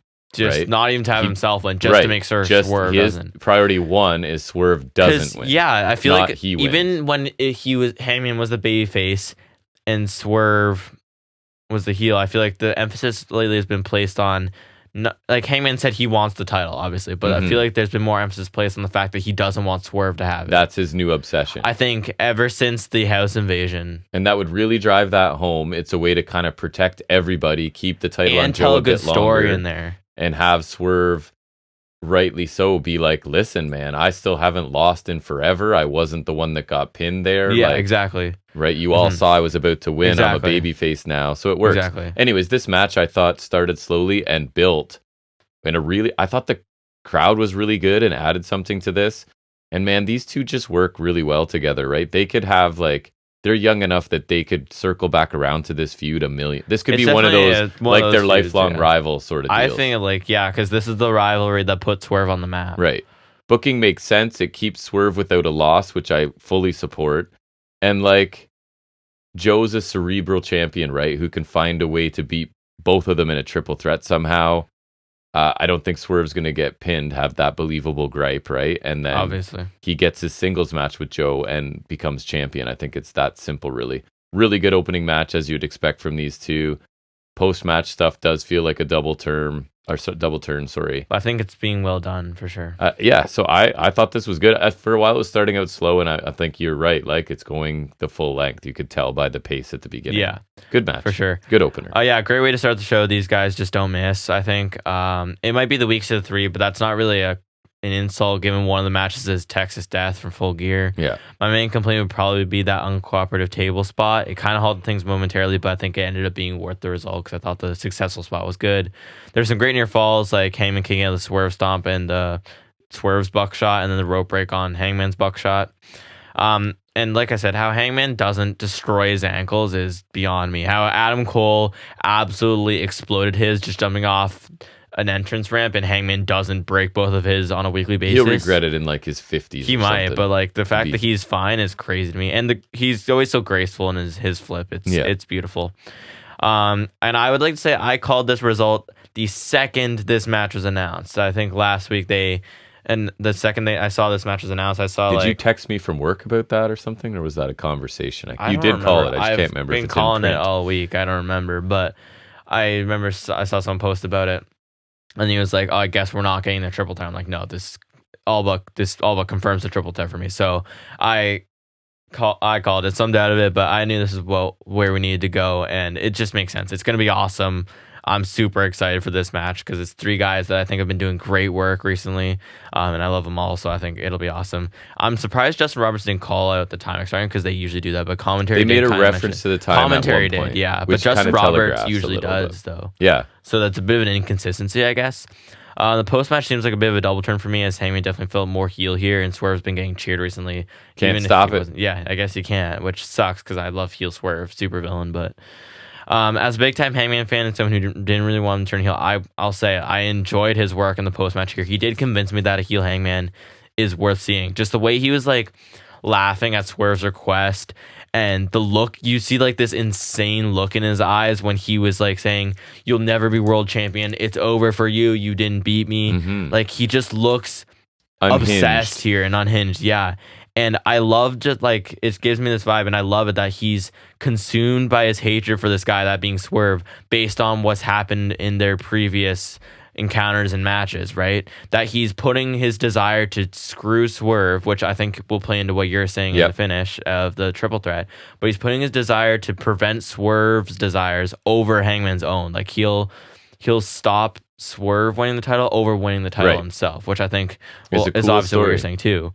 And so I think for at least a little while, it's got potential, because I think, like I was saying, is Hangman's character's always been one about mental health, like leaving the elite and working his way back up to the world champion status. So I think him going insane and kind of driving himself to the dark side is something worth exploring. Yeah, I do too. Like I said, I don't want him as heel because I think he's a great babyface. Like this vulnerable cowboy babyface that he's done is great, but I think this post match work and maybe the mustache helps the look just with the heel thing. You know what I mean? Oh yeah. So he definitely convinced me here, and I think he's a far better performer than some people give him credit for. Because I don't think some people really give Hangman the credit he deserves. Awesome.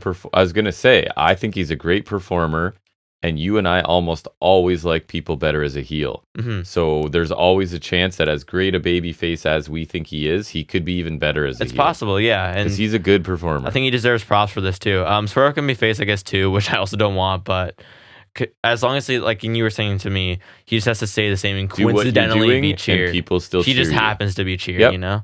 But yeah, so a great way to start the show for sure. And we roll right into Samoa Joe's reaction to everything. He's getting interviewed. He said that this was a draw and neither of these men deserve to be in this match. He said, despite your best efforts come Revolution, he will walk out as AEW World Champion whether you like it or not. And it's a shame both of them have to suffer because of it. A celebration of mediocrity, I thought he's just so... I'm glad you're loving him as much as you are. Perfect world champion. Everything he's done since he became champion has been fantastic. He's like I've said it probably for a couple Anyone weeks. Who says otherwise is a fool. He is perfect. World champion. Just the way he carries himself and speaks and like it all. He's just so believable in every aspect. The way he's like setting standards and yeah, he's smart enough to know that like it's not good for him that it's a triple threat, and he's pissed, and he's just kind of like, but how not do in like you a not cowardly win and get manner a shot? either. No, not in No. like a way that's like cowardly and like he wants out of it, but like that it's stupid. You should have like a definitive challenger. and you're both gonna suffer because I'm not happy about this. Yeah, I love that. He's awesome. I absolutely love it. His stance here is logical and perfect.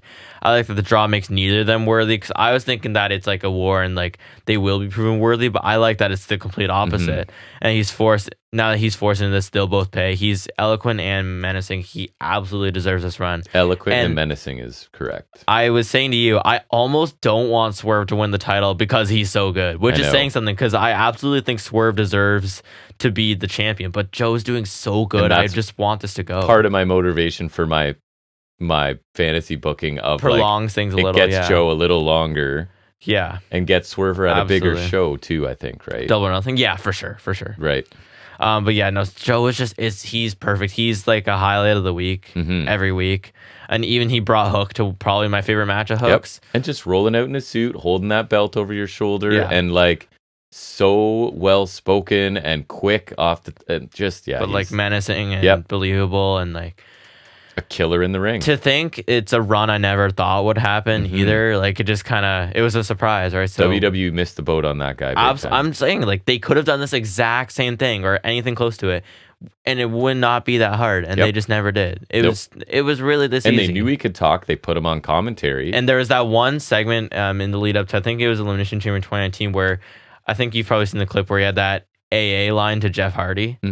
Like that promo is infamous for him. Like stuff like that. Like they knew what they had in him, I think. Or like, well, obviously they didn't, but like they knew he had potential. They just never wanted to give him a chance. He's one of those undeniable guys. Exactly, which is crazy to me because other than his physique, right? That's what WWE. I think that's part of it, but also stupid. He's a TNA guy, but so was AJ Styles, and they used him a lot. So I really think if they had given Samoa Joe the AJ Styles treatment in WWE, he could have been so much more, because he's absolutely perfect here, and I don't use that a lot.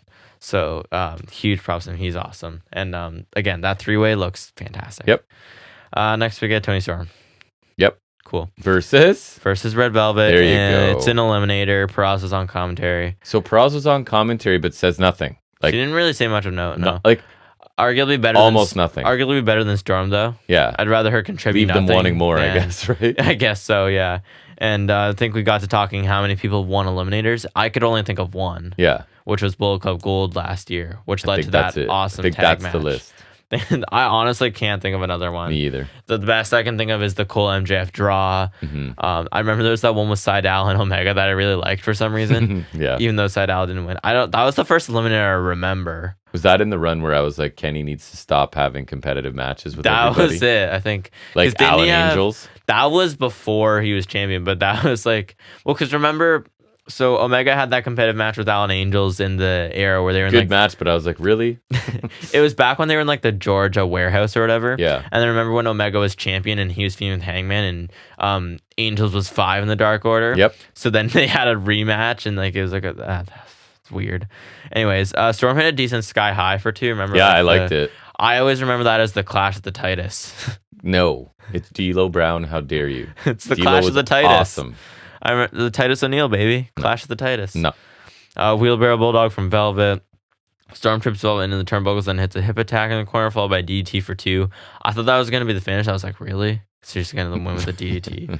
Like, just go retro with that.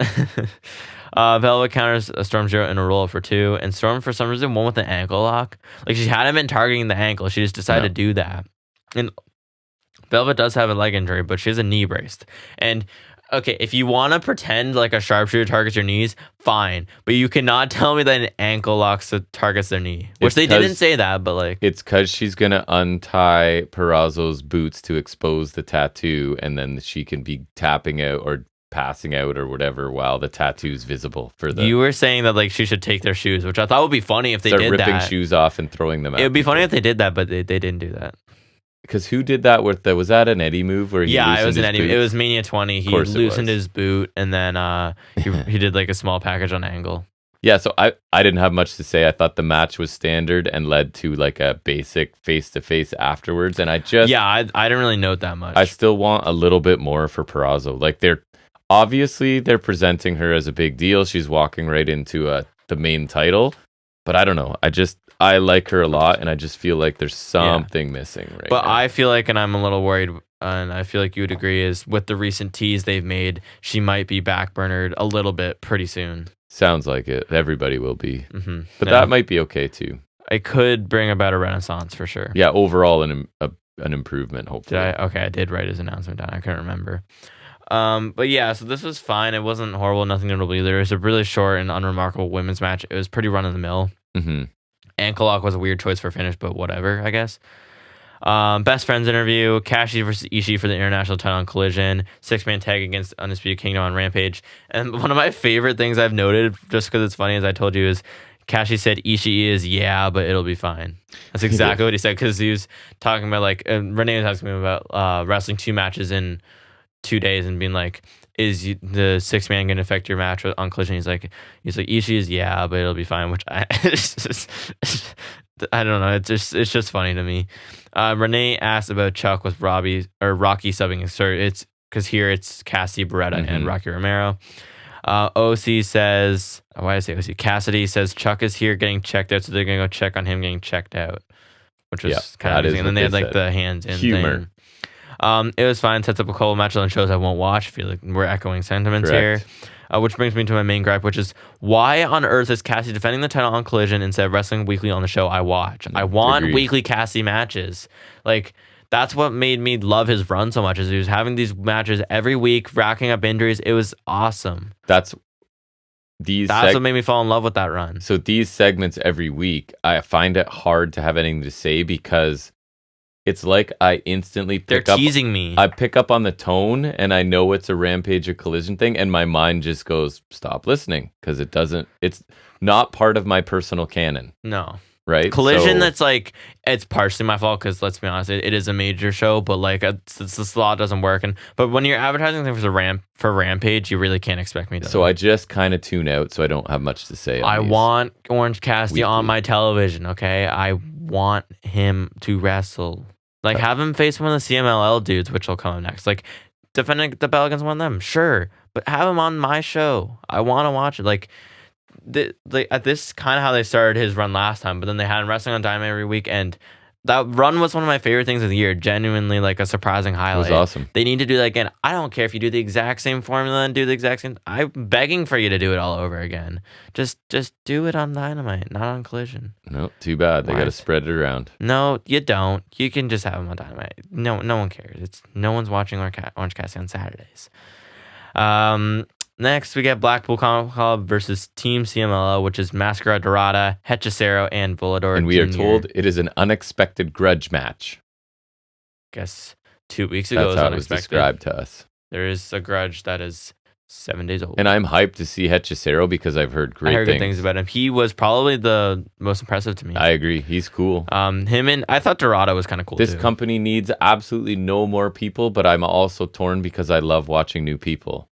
So it's like my stance on it is not to spoil it, but like I'm okay if this is like maybe a month-long thing at most. Like, you have them like there's a lot of them for now. A little bit, and then you could have like a blow-off match at Revolution. And then I'm also saying, because I think the reason they're working heavy with CMLL here is because remember how some guys like Lucha Bros couldn't work Forbidden Door because they work with AAA. I feel like now with New Japan's kind of had some turnovers, right? Like they're losing Ospreay and Okada, and they lost Jay White last year. So all these guys are in like Ospreay and White are here. Obviously, Okada's going to be somewhere, right? Obviously. Yep. I'm thinking you could use the CMLL guys to boost the New Japan side of Forbidden Door, because technically it would still be a Forbidden Door, right? And yes. CMLL are New Japan affiliates. So you could have it be kind of AEW versus New Japan / CMLL, just to kind of bolster the ranks. You know what I mean? Yep. And if you use some of the guys here, I think that I'm okay with that. Yeah, I enjoyed everybody in this. For sure. Honestly, Volador is probably the only one I didn't really care about. I would have loved to critique the beginning, some footage summarizing this, like why we got to this point. It was just them beating up Moxley last week, and they had like this issues. Was that? But I don't think they referred to it. No, not really. They just said an unexpected grudge match, and again, it's our fault for not watching all the product, I guess. Yeah. Volador Jr. hit a suicide dive to Mox, and he got beat down by Danson and Claudio. He got swung. He did. Got swanged. Swanged. Got swanged.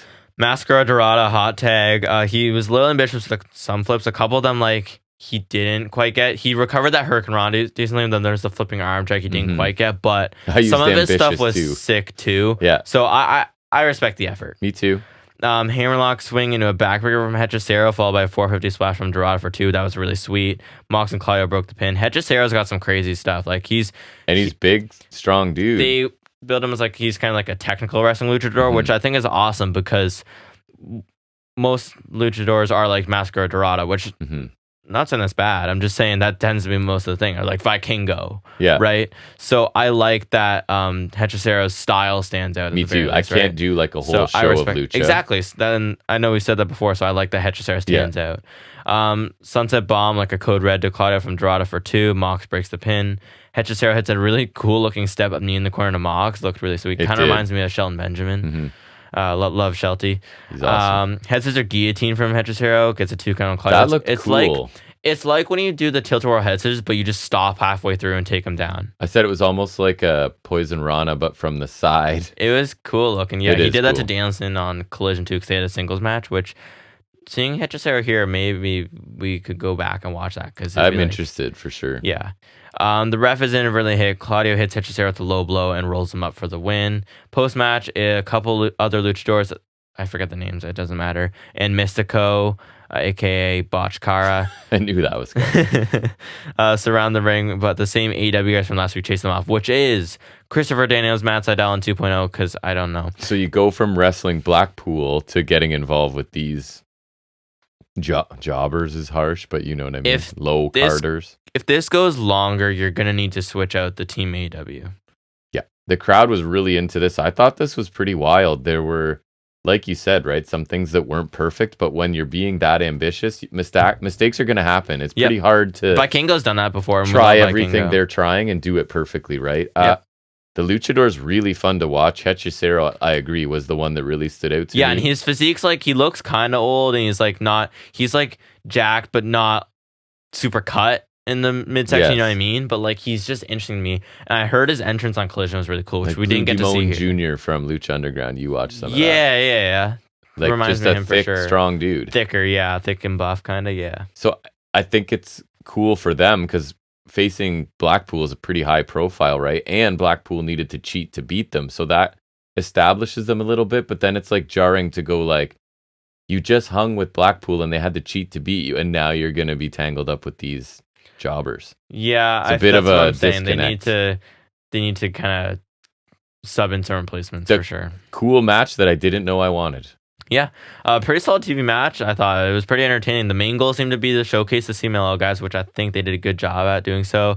Hechicero, like I said, was probably the most interesting we saw here as a technical style luchador, is something we rarely ever see. So I like that it stands out in that regard. I thought Dorada also impressed me with some of his crazy acrobatic antics. Couple of times he like slipped up a little, but like I said, I thought they all looked good. That's perfectly fine. Volador Jr. wasn't bad, but he didn't really wow me. He was just kind of there for me. I'm waiting to see Mystico because I never got to see any of the infamous Botch Car runs, so I really want to see what he's all about. I don't think he'll be as botchy as he was there, but I just want to see him. Like, he's idolized in Mexico, right? Like, I don't know what happened in WWE. I guess that's why I'm just curious to see him. I just want to see how he does, whether it's good or bad. I just it's funny that he's here. It just his presence amuses me. A couple of the guys with him this week, I forget their names. It was their wrestling, I think Mox and Claudio on Collision. I saw that, yeah. If we get matches like this, or even hopefully better, I don't mind a temporary invasion because this was really fun. It was. And like I'm saying, you could maybe even get them involved with Forbidden Door because we could have some really cool matches here. I would even love, like, if you wanted to do a 3-way with Saber, Hechicero, and Danielson, just like I'd love step it up a little. But like I said, we need a better team AW. You can't have Daniels 2.0 and Sydal helping Blackpool. That's ridiculous. That's crazy. You're establishing them at that level, right? You don't. Yeah, that's they're beneath everybody. Then we get a quick break with Undisputed Kingdom attacking Chuck Taylor backstage. And you were talking about this group being not legitimate. Cole needs to go back to crutches because him rolling in a wheelchair does no favors for their legitimacy. Seriously, how big of a dud is this group so far? I'm trying to like them. I know you are. I'm trying really hard. It's hard. They're not making me easy, man. I'm trying to be nice because I love Adam Cole. You know I love him. I like him too, but based on how big the MJF Cole stuff was, like this has to be considered a pretty big failure to this point. I agree. Like they are already backburnered, involved with best friends. Come on. I think part of it, like a lot of this scenario is not their fault because you had the Cole injury, now you have MJF out. So a lot of it's not their fault, but what they have done has been lackluster for sure. Yes. It's not great. No. So then we get Tony Khan's big announcement. So we're gonna get Dynamite Big Business from the TD Garden in Boston on the Dynamite After Revolution, which is March 13th.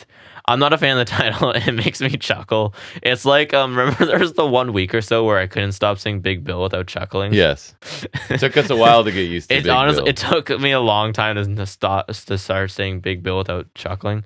But regardless, I will, because the last big announcement was the all-in ticket sales, so I'll give him, this was a good big announcement because it's clearly telegraphing the debut of Mercedes Moné.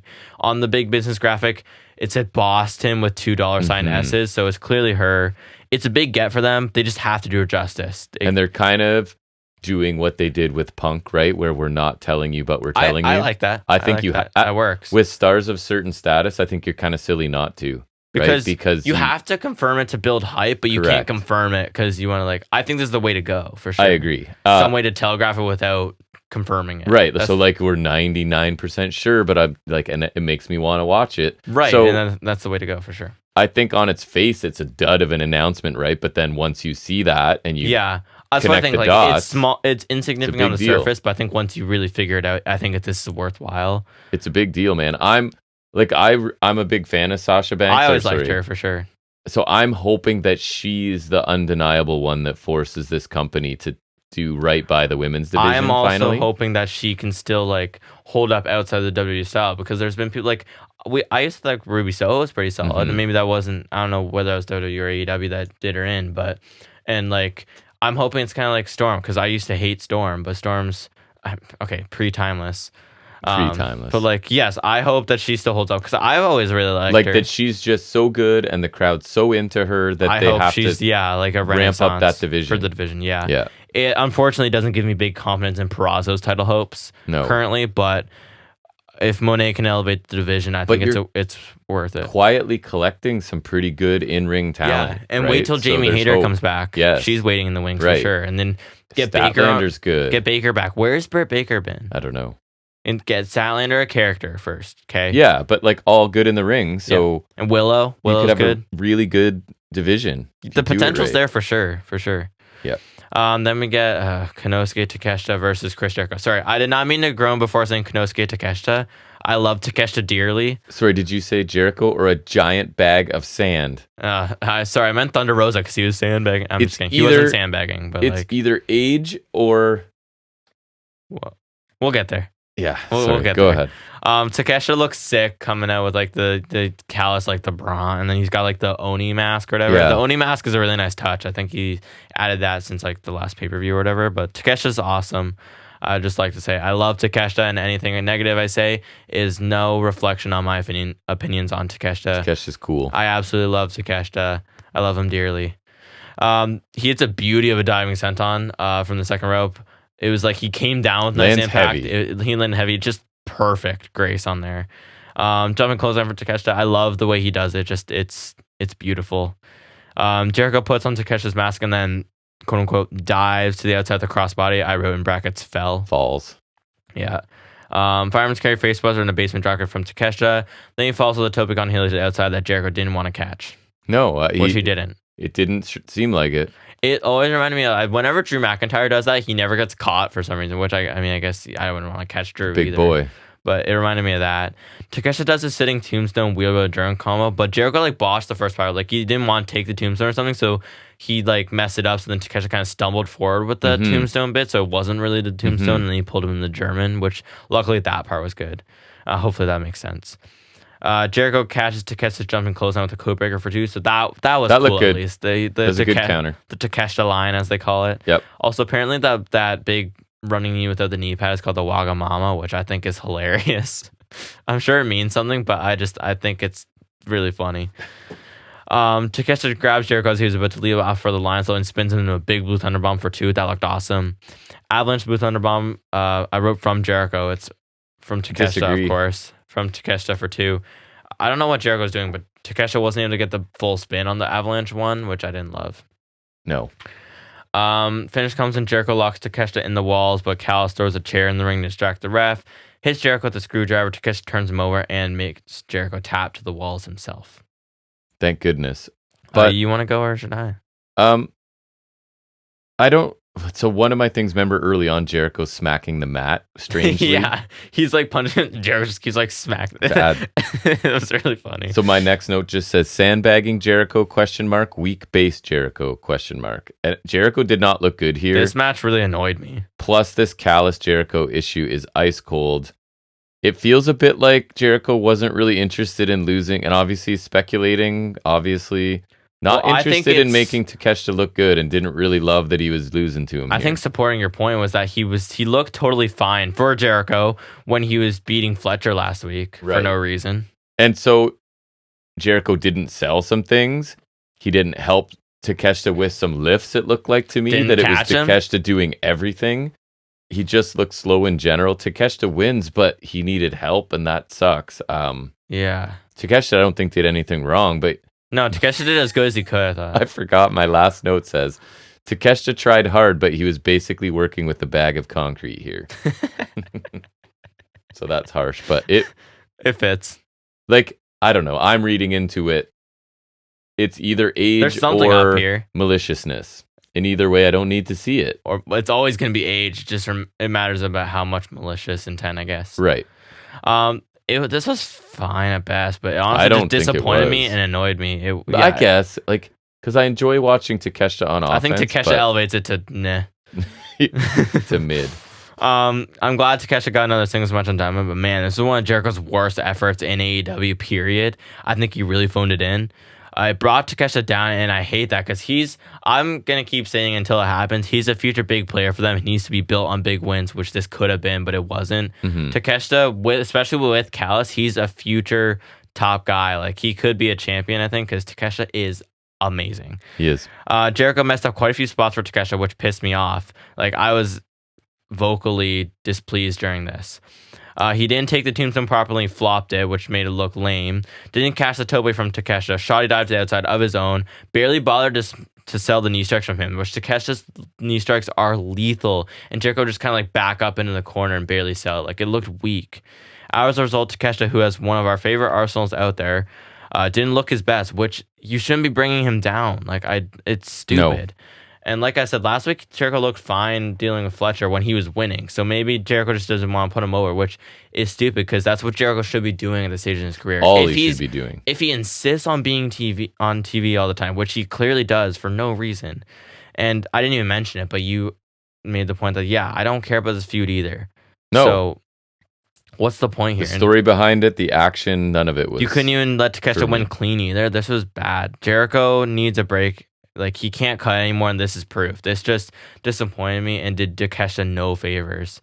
And you know how Jericho sort of fluctuates in terms of how in shape he is? He's not in shape. I mean, for his age, whatever, but not for a professional wrestler. No.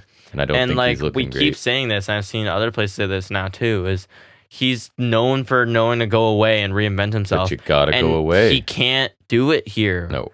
I don't understand why. Like, it makes the most sense for him to go away. He's old. He needs a break. He's got this NDA thing. Like, why wouldn't you go away?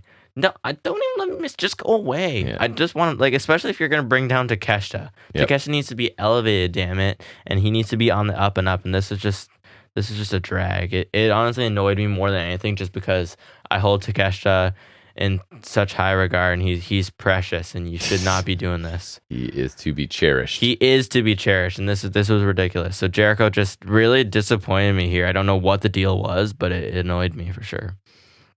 Then we come to our main event, which is Sting and Darby Allin versus Ricky Starks and Big Bill No Chuckle for the AEW World Tag Team titles. And my first thing I wrote was, from Jericho's mediocrity to Sting's yippee. Back to back. I gotta love it. Yep. In 2024. In 2020. Gross. Yeah. And once again, we're under tornado tag rules because, in case you didn't know, Sting can't freaking wrestle. Begs the question of what we're doing here. I don't know what we're doing. What are we doing, ladies and gentlemen? What are we doing? Contrived Sting dive spot in the crowd where he just falls off a balcony. Yeah. I don't. That's Sting up there, and then he just kind of eases his This way one up. looked bad because it was like Darby was fighting them both, and he kind of weakened them. And you just Sting's literally just standing up there waiting. Yes. Like this one looked more contrived than usual. It annoyed me. A spot of the night, arguably.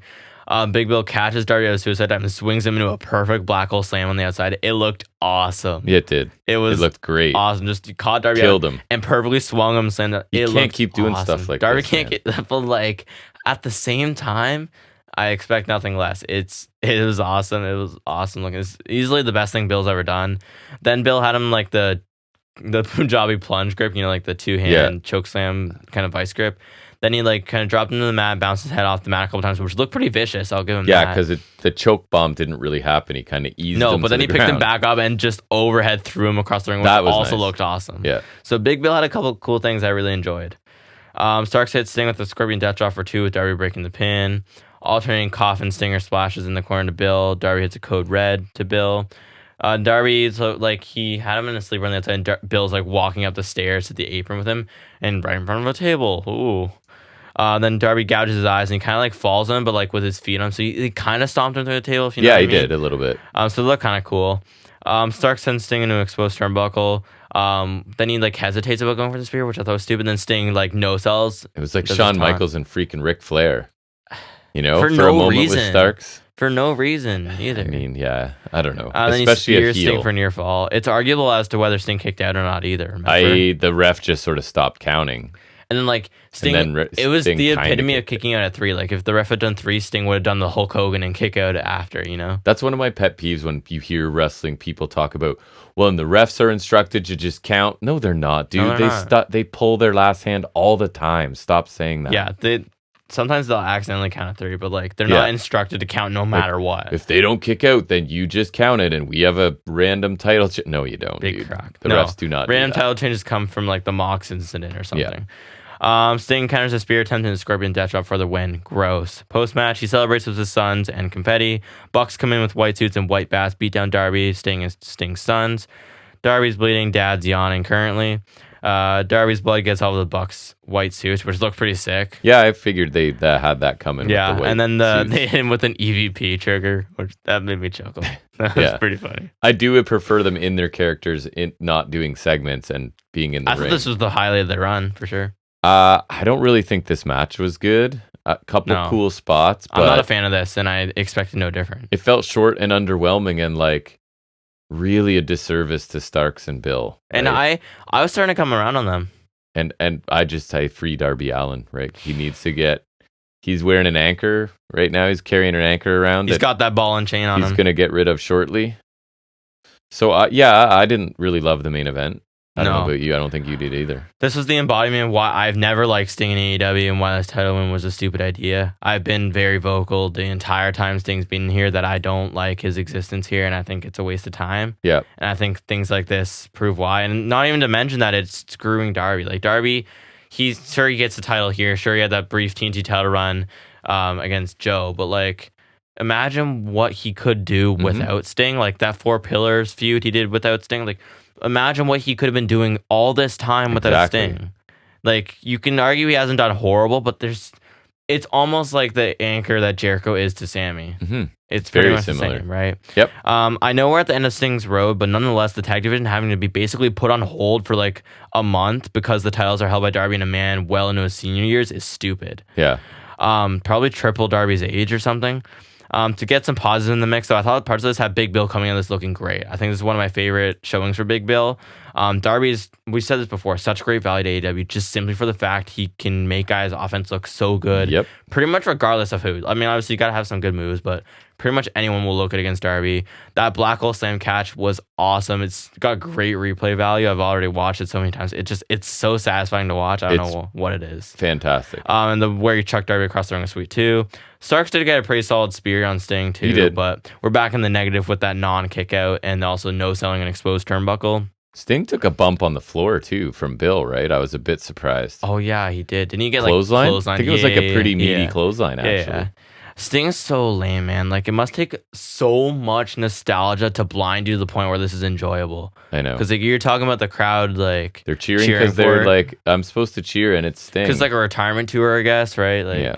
I don't care if it's Sting. His strikes are weak. He takes periods to lie down because guess what? He's old and tired. Like, he did that here too. My favorite portion was the handicap with the champs against Darby, which reminds me of the Takeover 5-way where Cross is out. Like, that's my favorite part. Yeah. Where am I? Yeah, he can barely move. And when he does, it's less than half the pace of the guy he's partnered with, Darby. Yeah. He no-sells when he's the last guy who should be. Like, his no-sells bother me every time. The dive spot in the crowd's always lame. Looks especially contrived here. And while I think Bill looked good in some moments, him and Starks look so stupid. Like, the one part where they're both being on Sting and they can't take him out. Are you kidding me? I know. Really? Like, it just doesn't make no sense to me. He's like 60-something. I fully expect this win, though, so I'm more just disappointed. The post-match was solid, though. I thought the highlight of the Bucks run so far, this current run. Yeah. The white suits here were a great choice because I thought the blood looked awesome. Darby's blood smear across there. The rename of the BT trigger to EVP trigger makes me laugh. That's clever. That's the kind of humor I like. 'Cause I like when they like refer to Sting as a model employee and like they Renee, they're telling Renee to like ask a question or thank them for her paycheck. Like, there's bits of this I enjoy. You know what I mean? So that makes me chuckle for sure. They can salvage it for me, I guess. It's like I don't know. I'm indifferent. I'm still kind of waiting on. I want to like it. Yeah. You know. Which I think is the case with most things. Yeah, I'm just curious. Again, my big thing was how do other people interact with them fair. Doing this bit. That's fair, for sure. And I think that's a kind of a similar thing with Storm, but that's kind of been... It is. The difference is that's run its course already, I feel like. And maybe, whatever by Elegance. Ash. We'll see if that's her issue too. True. But I'm not super looking forward to the Revolution tag match because I don't think either team should have the titles at this stage. Like, regardless of how I feel about the Bucks, I don't hate it, but I don't really think they need the titles either. Their name is enough to make them always like credible. I almost say you have Sting and Darby retain. They can remain undefeated because why have them lose at this point? Sting don't lose, man. So you can vacate the titles and you have a good old fashioned tournament and really reboot the tag division to something great. Like we love a good old tournament. I don't care if it's round robin or single elimination, but you get a good tag tournament in there. You could get guys like, you could have Darby partner with someone like Orange Cassidy, because remember they were in the blind eliminator and they were really fun together. Like have Darby partner with someone, so because if they vacate the titles, Darby can have a claim to them, right? Yep. And then you have guys like Private Party and Top Flight, and then the Bucks can be in there. You have House of Black at representation. You could have Takeshita and Fletcher, Takeshita and Hobbs.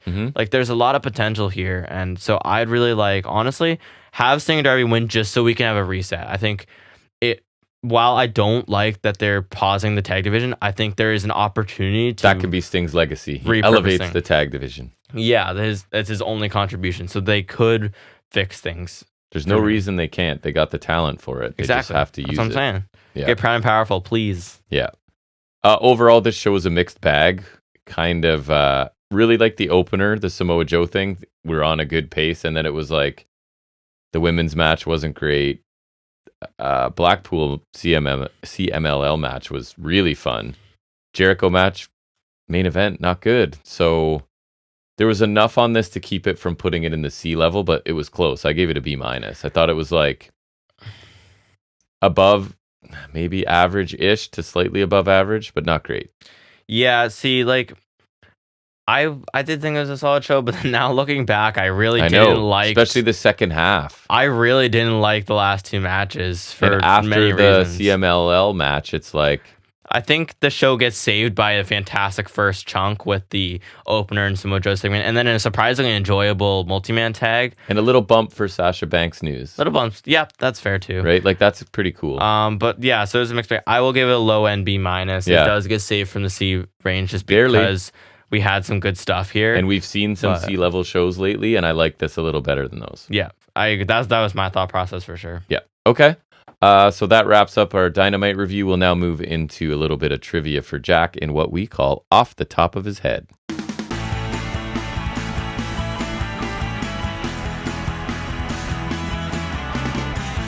All right, so this week with all of the talk of Roman Reigns and who his opponent is and blah, blah, blah, I found a Bleacher Report article. It's not current, so it won't have his most recent title defenses, but it's basically ranking his at that point.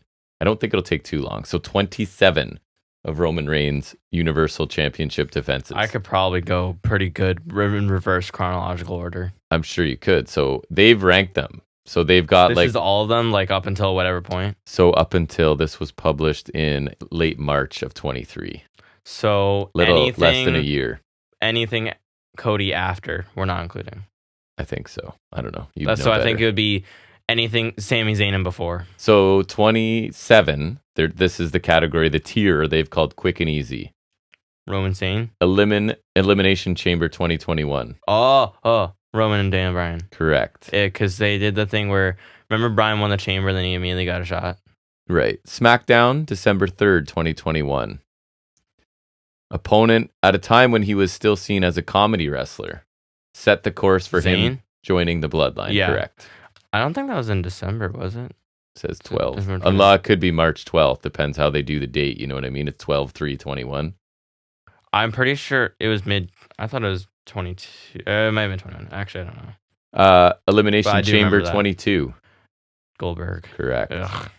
The next tier, disappointing or forgettable. Okay. Extreme Rules 2021. That was the one where Balor flopped like a fish. And he was the demon, right? Yep. Yeah. And he fell off the turnbuckles because they rigged it. SmackDown 2020. Strowman. Sorry? Strowman. Wow, I was looking for a way to paraphrase what they said. Beat him with a guillotine. I don't need it. I don't remember why. I don't know why I remember that. So these are disappointing ones. Crown Jewel 2021. Lesnar. Correct. That was after.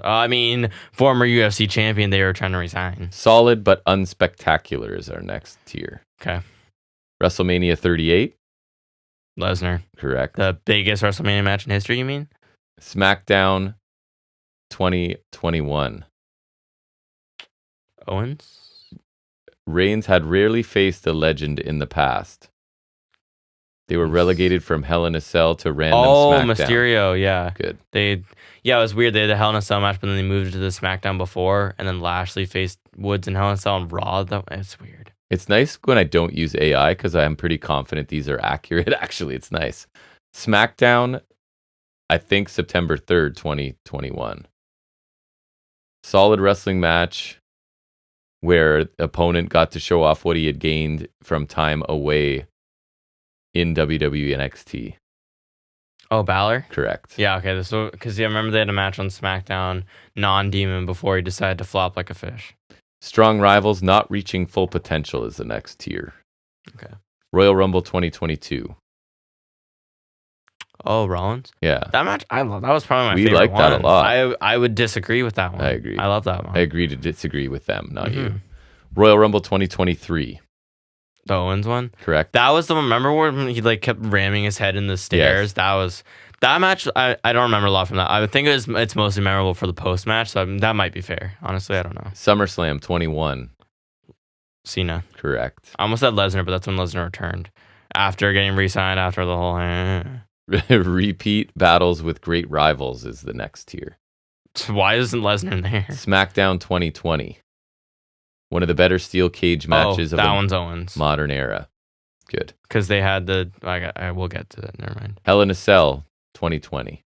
Uso. Correct. That one's one of the better ones because remember that was the I Quit one? That one was good. I was just going to say, what type of Hell in a Cell was it, Jackson? Royal Rumble 2021. Owens. That was the last man standing one. Yep. With the golf cart. Next tier. That was the one remember the handcuff botch? Oh, right. That match. Heyman and versus handcuffs. Yeah. Unique and memorable matches. Okay. Money in the Bank 2021. Edge. Correct. SmackDown, June 17th, 22. Yes. Weird. That was after Orton. I need my sound effects, so I'd have played that. You outright huge nerd. That one right there. SummerSlam 2022. Oh wait. Oh, that was the tractor one with Lesnar, right? Correct. I guess that was unique. That was the tractor one. The beginning of the classics is the next tier. Okay. WrestleMania Backlash. I feel like we're missing some classics, but okay. WrestleMania Backlash 21. Cesaro. Correct. TLC 2020. Owens. Fastlane 21. Bryan. What's wrong with you?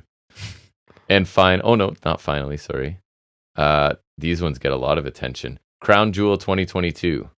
Logan Paul. Correct. Almost forgot about that one.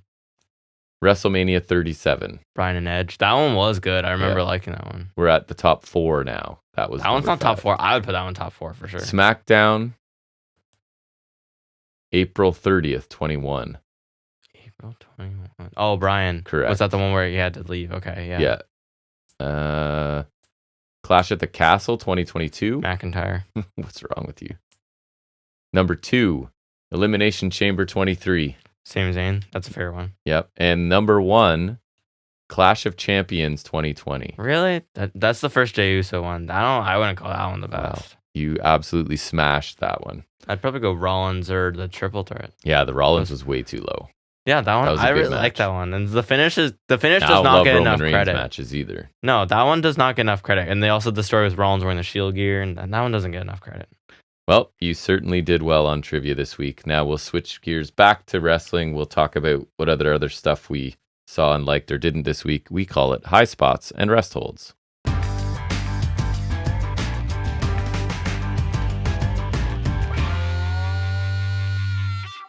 All right, sir. Do you have anything from Raw this week? Mm-mm. No. All right. So it's me. We're talking about NXT, and I thought this was a strong episode of NXT this week. I may have preferred it to a few recent Dynamites, if I'm being honest. We're getting to that level. And part of it is that mellow Trick story, right? That sort of we're left with wanting to know Trick's motivations for what he did at Vengeance Day. Mellow. So he is the first thing. He comes out dressed in black, and he is mercilessly booed and taunted by this jacket. crowd. I thought it'd look weird. I wish he'd just worn the jacket. It's definitely different. I just wish he had one at Vengeance Day, because the one at Vengeance Day people were saying is like Michael's barbershop-esque. So he is just letting the crowd get it in, and he looks like he's teases sort of speaking, and then we just sort of hear him go, "Not yet," and he walks out, right? Now that I think about it, it would have been really funny if they did a heel turn at a barbershop, because they actually to have a barbershop. That would have been funny. So really strong reaction from the crowd, and this crowd, Yeah. I have complaints about them later. They really annoyed me in a couple segments, but here they were a good reaction. The Wolf Dogs are then standing ringside with the Dusty Cup. They get the ring announcer. I think she's really good. What's her name? Oh, Alicia Taylor. She's good. Yes, I'm so good at this. So she announces them as the Dusty Cup I think she's champions. solid. She's not my favorite, but like she's pretty good. The two sort of riff off of each other. Corbin refers to Braun's issue with the ropes at Vengeance Day. Braun says that Corbin executed his first dive ever, but only because Braun threw him. Basically, they're going after the family and the tag team titles. And like we've said, like these two seem to have good chemistry. Yeah, surprisingly, it just kind of came in nowhere, but I think they just managed to It seems like gold. they're like enjoying playing off each other in these little segments. I could right? see it being enjoyable. Like it's kind of enjoyable like to watch, for sure. let's go out with an idea and try and make each other laugh, Which of is thing, more right? fun, because it doesn't have to be uber scripted all the time. I agree. Comes across as entertaining. And listen, the family are like ice cold. So I think you put the titles on these guys. I say why I think not? that's pretty clear. I say why not? And you could even I know they already lost them, but you give Axiom and Fraser a run at some point, because they're super fun. That's what I'm going to talk about it more probably as this goes on. It feels like NXT is creating a bit of a tag division, and that's a really welcome side effect of the Dusty Classic, I think, right? Is that it's just kind of like, hey, you have a bunch of tag teams. Why not actually have a division? Mm-hmm. Hot opening tag match. I think I texted you while you were at work to did. say this match was awesome. Axiom and Fraser taking on Blade and Inafe. I'd like to say one thing. I just this was on the one time I think I was watching it. I was on the channel before work. I am annoyed that Blade and Inafe stole the Coriolis from Aussie Open. Still cool though. To be fair, Aussie Open aren't exactly in use right now, True. but that is no excuse. So Inafe and Blade got a ton here. Blade, there was a section in the middle where he looked like a beast with I think it was 2 Tiger Bombs in a row. He was doing a lot of high impact power stuff, not so much flying around for a little bit. Really fast paced back and forth, as it would have to be with these 4. Lots of double team moves, really good near falls, last second saves a couple times with guys diving in from out of frame, like we like when they do that right. Mm-hmm. Inafe missed a top rope elbow. Fraser hit a Phoenix Splash. Axiom made Fraser's the tag. Phoenix Splash, man. Something about it looks awesome. It's fast rotation. Just it's fast and it looks impactful. Something about the way he does things is it's fun to watch. So he hits that golden ratio from Axiom. I feel like you should do it the other way around, because when the golden ratio leave him down for I feel like you should reverse that. But 17 minutes. So this got like 2 or 3 commercial breaks. That's long for NXT. Awesome tag match. I would actually, this is one of those I love to say, like, if you don't watch NXT, go find this match because it was cool. And there's I'll think about it. A ton of athleticism in this match. After the match, Corbin and Breaker attack Axiom and Fraser because after all, even though they're kind of having fun, they're a-holes at the end of the day, right? That's their thing. So the family come out and yes, they're going to defend against the Wolf Dogs and it's going to be next week. Ilya Dragunov is in the ring talking about he and Trick going to war and that he likes and respects Trick. He calls Mello out, right? Like he wants to deal with Mello. Yeah. Says if Mello doesn't come out, Dragunov will go and find him. But instead, we get Dijak comes out, and the crowd eats him alive, I thought. It was crazy. The one I texted you, because, again, I caught a bit of this. They were giving him shut up T-bar at one point. That was harsh. Because that reminds me of, like, when Tense, I would always get Albert chants. Yeah. Like, that's harsh, man. So, even though he is, I feel like he was trying to present himself a little differently. He didn't have the sunglasses on. I thought he was like pulling it off at first, but then he started getting too distracted. Agree. Like I thought the start of his promo was, because I know you've talked about him not being great before. Terrible. I thought the start of it was like, I'm like, all right, he's not that bad, but then he kind of lost his footing. 100%. He came out and I'm going, okay, he's got a little bit of tone in his voice. Exactly. He doesn't have the glasses on. Yep. He's not trying to be so stoic, but then he just like, and then he started to, he's literally telling the crowd to shut up and playing it off like kayfabe they're bothering him, but they were really bothering him. Yeah, I really hurt him here, which sucks because I thought he was starting to like do solid. And I honestly thought even for Mello, they weren't really doing, or sorry, Mello later, we'll talk about it, but they weren't doing anyone any favors with it's because it's constant noise and they're doing chants. It's like they're amusing themselves, and that can get frustrating. Shut up, T-Bar amused me. So Dijak says that Ilya's obsessed with Trick and Mello. He knows Ilya saw what Dijak did to Gacy at the PLE.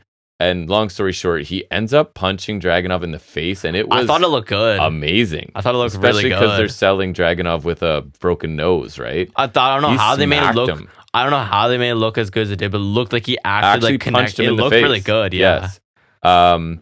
We get a pull apart up until that, yeah. And then we're circling back around to these two, right? Because they faced each other at least. They had that once. last man standing match at Battleground, remember? Right. That you really liked, I think. Sets up a main event, which honestly, I don't think they told us was happening. Because it was just like later on, oh, okay, this is the main event. I thought it was maybe in the future, or this was like a little small feud for mini feud or something. What would you call it?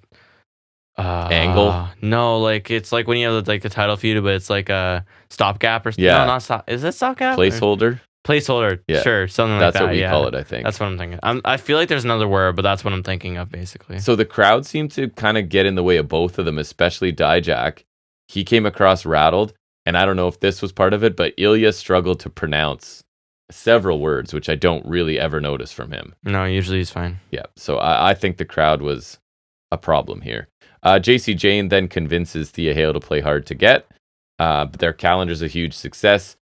And it's like, have I ever been wrong? And Thea Hale's like, no, you haven't. So because your calendar's so genius. She's going to not go out to Riley's match later tonight to prove a point that she's hard to get. Don't be too available was the advice from JC. I will remember this information when it becomes handy. So Stone's kid suggests that he and Von Wagner form a tag team to take on Noam Dar and Oro Mensah. Stone agrees, but of course, only one time only. So a cute little segment. Better not screw Dar.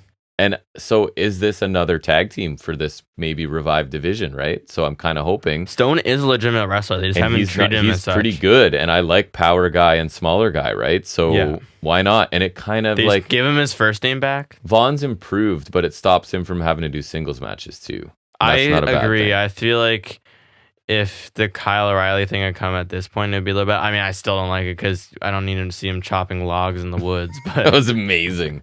That's an all-timer. That's an FNS favorite. It is. Kyle O'Reilly and Wagner in the woods. But regardless, I feel like, yeah, it'll help him because he's still not great. Improvement aside. Yes. Riley Osborne, Lexis King, I thought had a perfectly fine mid-card match.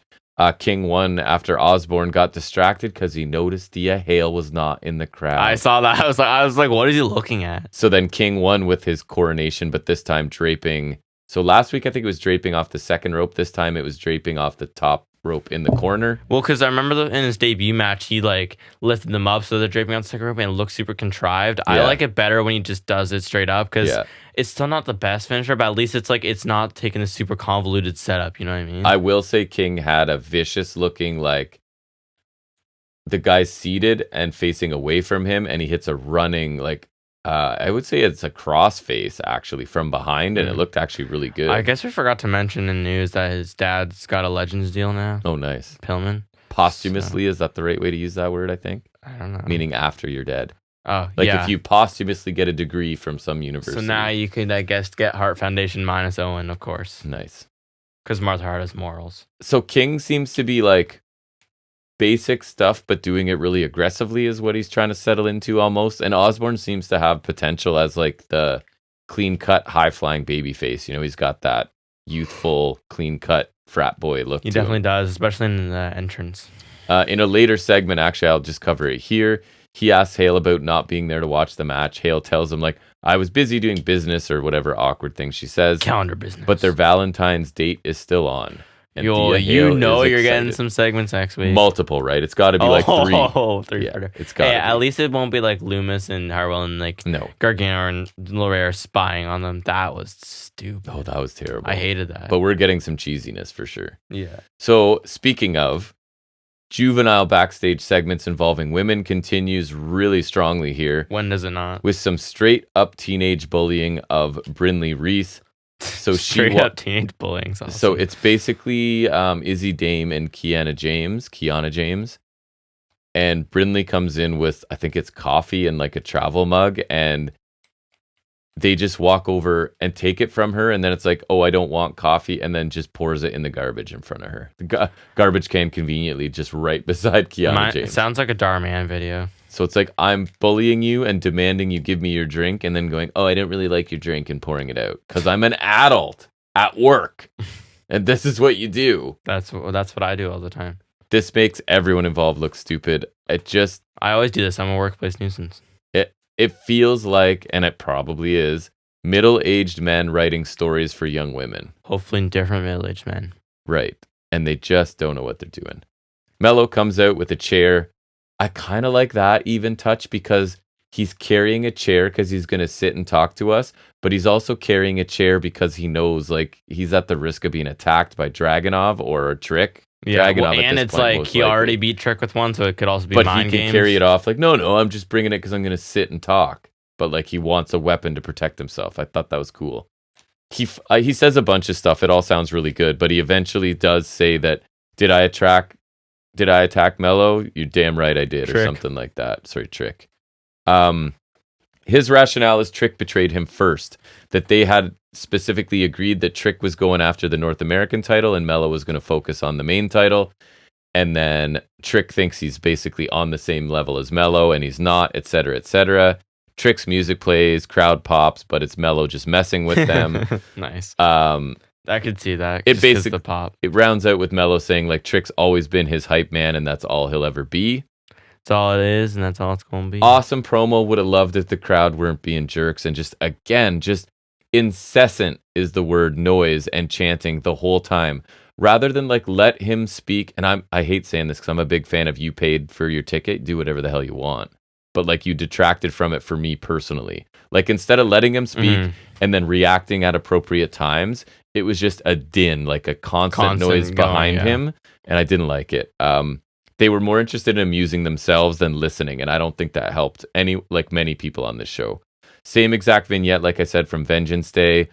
It's just black screen, white text. Man has three faces. One the world sees, one his family sees, and the real one no one sees, but reflects the evil he truly possesses. I really hope that's not for Okada, because that sounds lame. Last time they did something like this, it was scripts. Boa. Did not. That does feel Boa, actually. I know he's still there. Last time it was script, so it has to be better. It's Boa and Dante Chen, because I think Dante Chen's like his lackey now. Crazy. If it's Boa, I'm going from strength to strength with the calendar, and then Swerve Hangman, and then Boa.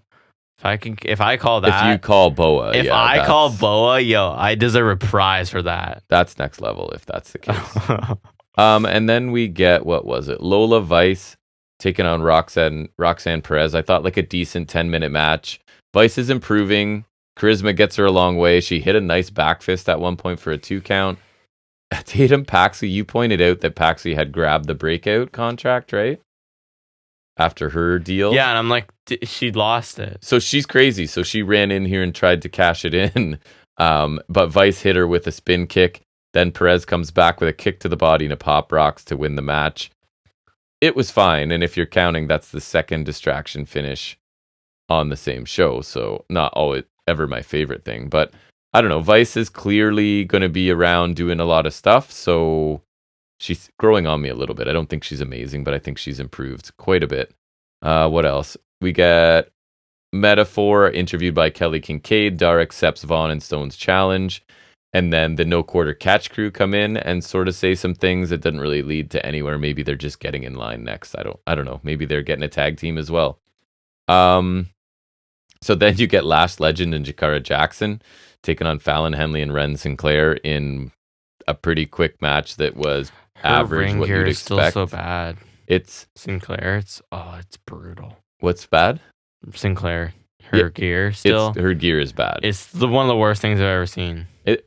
Henley, I usually like Henley, but I didn't feel she was super noticeable in this one. It was just very standard fare. Sinclair is definitely noticeable in that. So last week we had Jensen sort of trying to reconnect with, was it Briggs? This week it's Briggs, and he basically starts shoving him and saying like, you need to quit crying and you need to do what Henley and I are doing, and that's like kind of make your own way. You can either sit there and cry or grow some balls, and he like shoves him into the lockers a couple times. So it's kind of like tough love idea, I guess, is the thing here. It was fine. Ava's backstage with Jada Parker. Jada wants a match with Rizzo next week. And that's fine, but Ava said that OTM can't be ringside. Parker's fine with that. Holland walks in right after and says he's like been begging her, right, to let him face Gallus. So Ava finally sort of relents and says, fine, but you're not getting them all 3-on-1. You have to sort of face them all in singles matches. So it gives Ridge something to do, I guess.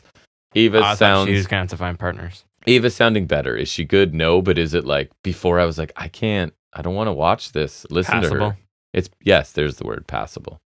And then what? You had Dragunov Dijak, which I really liked the match. Both of these guys have really good matches all the time, right? So physical, hard-hitting match. Dragunov was cut on the right cheek this time, so not his nose, I don't think, at least. And then the end of it basically saw the H-bomb forearm smash to the head. It was about 13 minutes, and they kind of beat the hell out of each other for that time. The finish was, did you see what Gacy did? Maybe, I don't remember. So Dijak somehow is positioned where he's like, his head's through the ropes over the apron. Oh, wait, I remember now. And Gacy like rolls out. With a boxing glove. And yeah, so he's lying on his back and he's like pushed out on like maybe a mechanics rolling thing or whatever. I don't know how. And yeah, he has like a boxing glove. Does on that a really stick hurt more?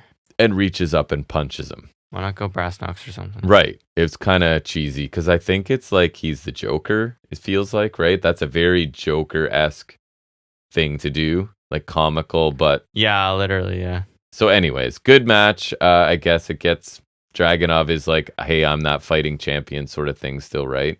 So yeah, I enjoyed the show, actually. It was... might have been better than AEW this week, which is crazy to say. On par for sure. It was good. Impact, I said I'd go over real fast. I watched it. Where did I watch it today, Jack? In the car. I finished watching it in the car. I let your mother drive. How often does that happen? The dedication never happens. Never happens. So never happens. She drove This is the dedication, folks. She drove to Korean barbecue while I finished this. Opening match, pretty entertaining. Chris Sabin, John Schuyler, just 7 minutes. I kind of like Schuyler, right? I like the good hands, even though they're stuck in kind of a mid-card gimmick. Cradle shock after 7 minutes. Quick little match. I liked it.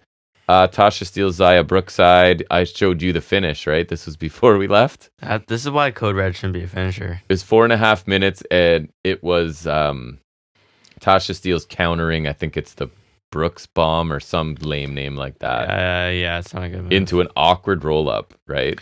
Yeah, it was like a Code Red, basically, but like more a rolling one. And the ref started counting kind of before she had actually She was getting into like her good position, yeah. It wasn't great. they sort of replayed Frankie Kazarian's official heel speech last week, and then they show a different angle at the end where I think it's Eric Young was watching through the curtain, so I guess that's where that's going. Bailey and Wentz had a match that I really liked. I was surprised. Wentz did win. Miguel kind of pulled Bailey out of the corner from the Ultimate Weapon, and then Wentz hit the UFO cutter. Wentz is really good. He's my favorite rascal. Not as a human being, I told you, but he reminds me of Kyle Fletcher in the way that he has cool high impact stuff that's a little bit different and you haven't seen it a ton. Yeah. He also has some high risk stuff, but I find his other offense is more impressive. I quite enjoy him. So that match I quite liked. I was surprised to see Bailey lose, but like I said, Bailey's never having a bad match. This one got 11 minutes. It was good. And then we get the post-match beatdown right by the Rascals, and this is where Trent Seven is this his debut officially since contract signing? I think so, yeah. Well, because he was supposed to be at whatever, but then he couldn't. So he runs in and backhands them, and then Macklin runs in as well, but then Nemeth runs in to make that save, so it feels like we're getting a big old tag. 6-man, yeah. 6-man at some fake pay-per-view or whatever's coming up. Pay-per-view. So Trinity's still around. She teams up with Jordan Grace to take on Savannah Evans and Giselle Shaw. Decent little tag team match. Code Red into Starstruck to finish off Savannah Evans in under 7 minutes. So this was the farewell match for Trinity. She's back in WWE on SmackDown. So decent match, nothing amazing. Diener is at a crossroads in the back. He doesn't know who to be with. And this kind of made me laugh because AJ Francis or Dalla is there, right? And he says something about, I can't remember what he says about Joe Hendry. And then Dalla goes, don't say his name. And then, of course, that's enough for Hendry to show up. And even Diener can't help clapping when he's supposed to clap. And so Dalla's like, why are you clapping? Which I thought was kind of funny. So anyways, blah, blah, blah. Francis is getting really mad. He's really big and strong. So he's had about enough of Joe Hendry, I guess. Khan defeated Richard Adonis. Who cares? It was 30 minutes. It was Khan. 30 minutes? 30 minutes. God, a 30-minute Khan match. I can't believe I said that out loud. Will it into existence. That's a nightmare. If that ever happens, I apologize to everyone involved. Nope, 30 seconds is correct. Then the lights go out and we get PCO's new, I guess this new entrance thing where he's on a gurney being revived because he's Frankenstein.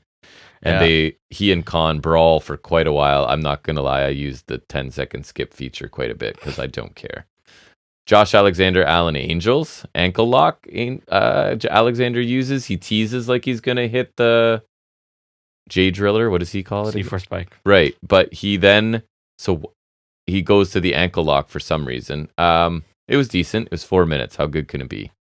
Alexander, post-match. Oh, yeah. He's kind of walking by the barricade and a fan, quote unquote, in a mask hits him with a pretty decent looking right hand and hops the barricade. And it's Simon Gotch. So Ray Walt's old partner, which is interesting, right? So is that a draw?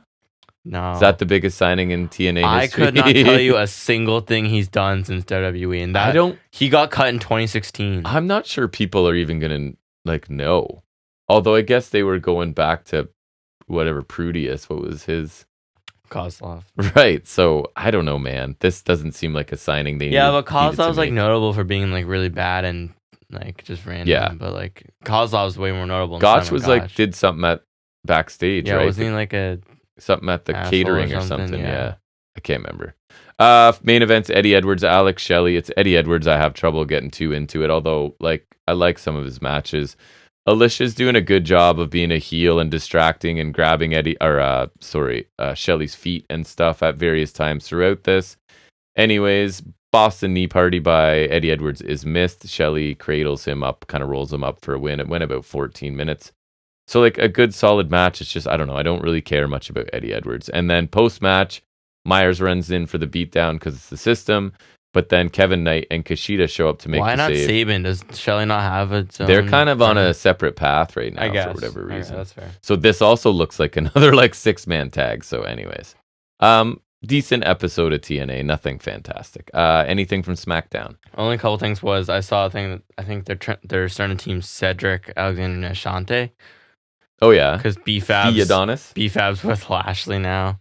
BFAB should wrestle. So now, and Dollar's gone, obviously. So, I mean, that's something. I would like Cedric to get on TV. He's cool. Me too. He's good, man. I always liked him. He's real good. And then, I don't know why I wrote Resthold. I think I meant to write Highspot. It has Resthold on the mind when it comes to the main roster. Fair. But I was telling you, I watched highlights from Dunn and Bate versus DIY. Yeah, I'm going to check it out. It looked awesome for a main roster match. I love all these guys, so I can't miss. A lot of just back and forth, fast-paced action, a lot of strikes, and they're all I'm going to check it out. And Dunn and Bate get the win too, which I'm thrilled with because now Dunn's on a PLE, pretty fresh into his return run. Yeah, you were happy about that. I'm super happy about that. Dunn and Bate versus Balor and Priest sounds awesome to me. Mm-hmm. So, and in Australia, that should be a good crowd. So I'm really hoping at least Dunn and Bate come in this looking really good because I don't expect them to win, but one can dream. I was telling you, I really hope we get a singles match. We get McDonough versus Dunn on SmackDown in the run-up for no reason, just because even though they've both been NXT and NXT UK, like they're in UK at the same time at least, I don't feel like I've ever seen Devlin versus Dunn or McDonough versus Dunn. I mean, I wouldn't remember probably. I feel like I would remember. So I would love to see them face off because I love both of them a lot. But so I'm super happy to see Pete Dunne on a PLE because I was after he wasn't on the week after he came back. I was a little worried they forget about him, but they wrestled last week. They're here, so they won this. So I'm happy they seem to be doing things with British Strong Style because I think Dunn and Bate are a fantastic team if they want to get that some potential, and then eventually you build to a Pete Dunne heel turn, which I think is where you have to go and have an awesome program. Yeah, and then you can. Ironically, you have to do the same thing with DIY, but that's okay. That's fine. Team split. It happens. Nice. That's everything? Yep. And you said there's no figuring update this week? Yeah. So that's going to bring us to the end of 186. It's approaching 1 o'clock. I'd like to get to bed. So I think I will do that. Thanks for joining us and listening to us talk about wrestling for however long you did. If you made it to this point, amazing. We will definitely be back here for episode 187. Keep an eye out for the worst of at some point. It is we'll keep theoretically on the way until it happens. Yep. But anyways, we'll see you back here next Saturday. And until then, everybody, take care.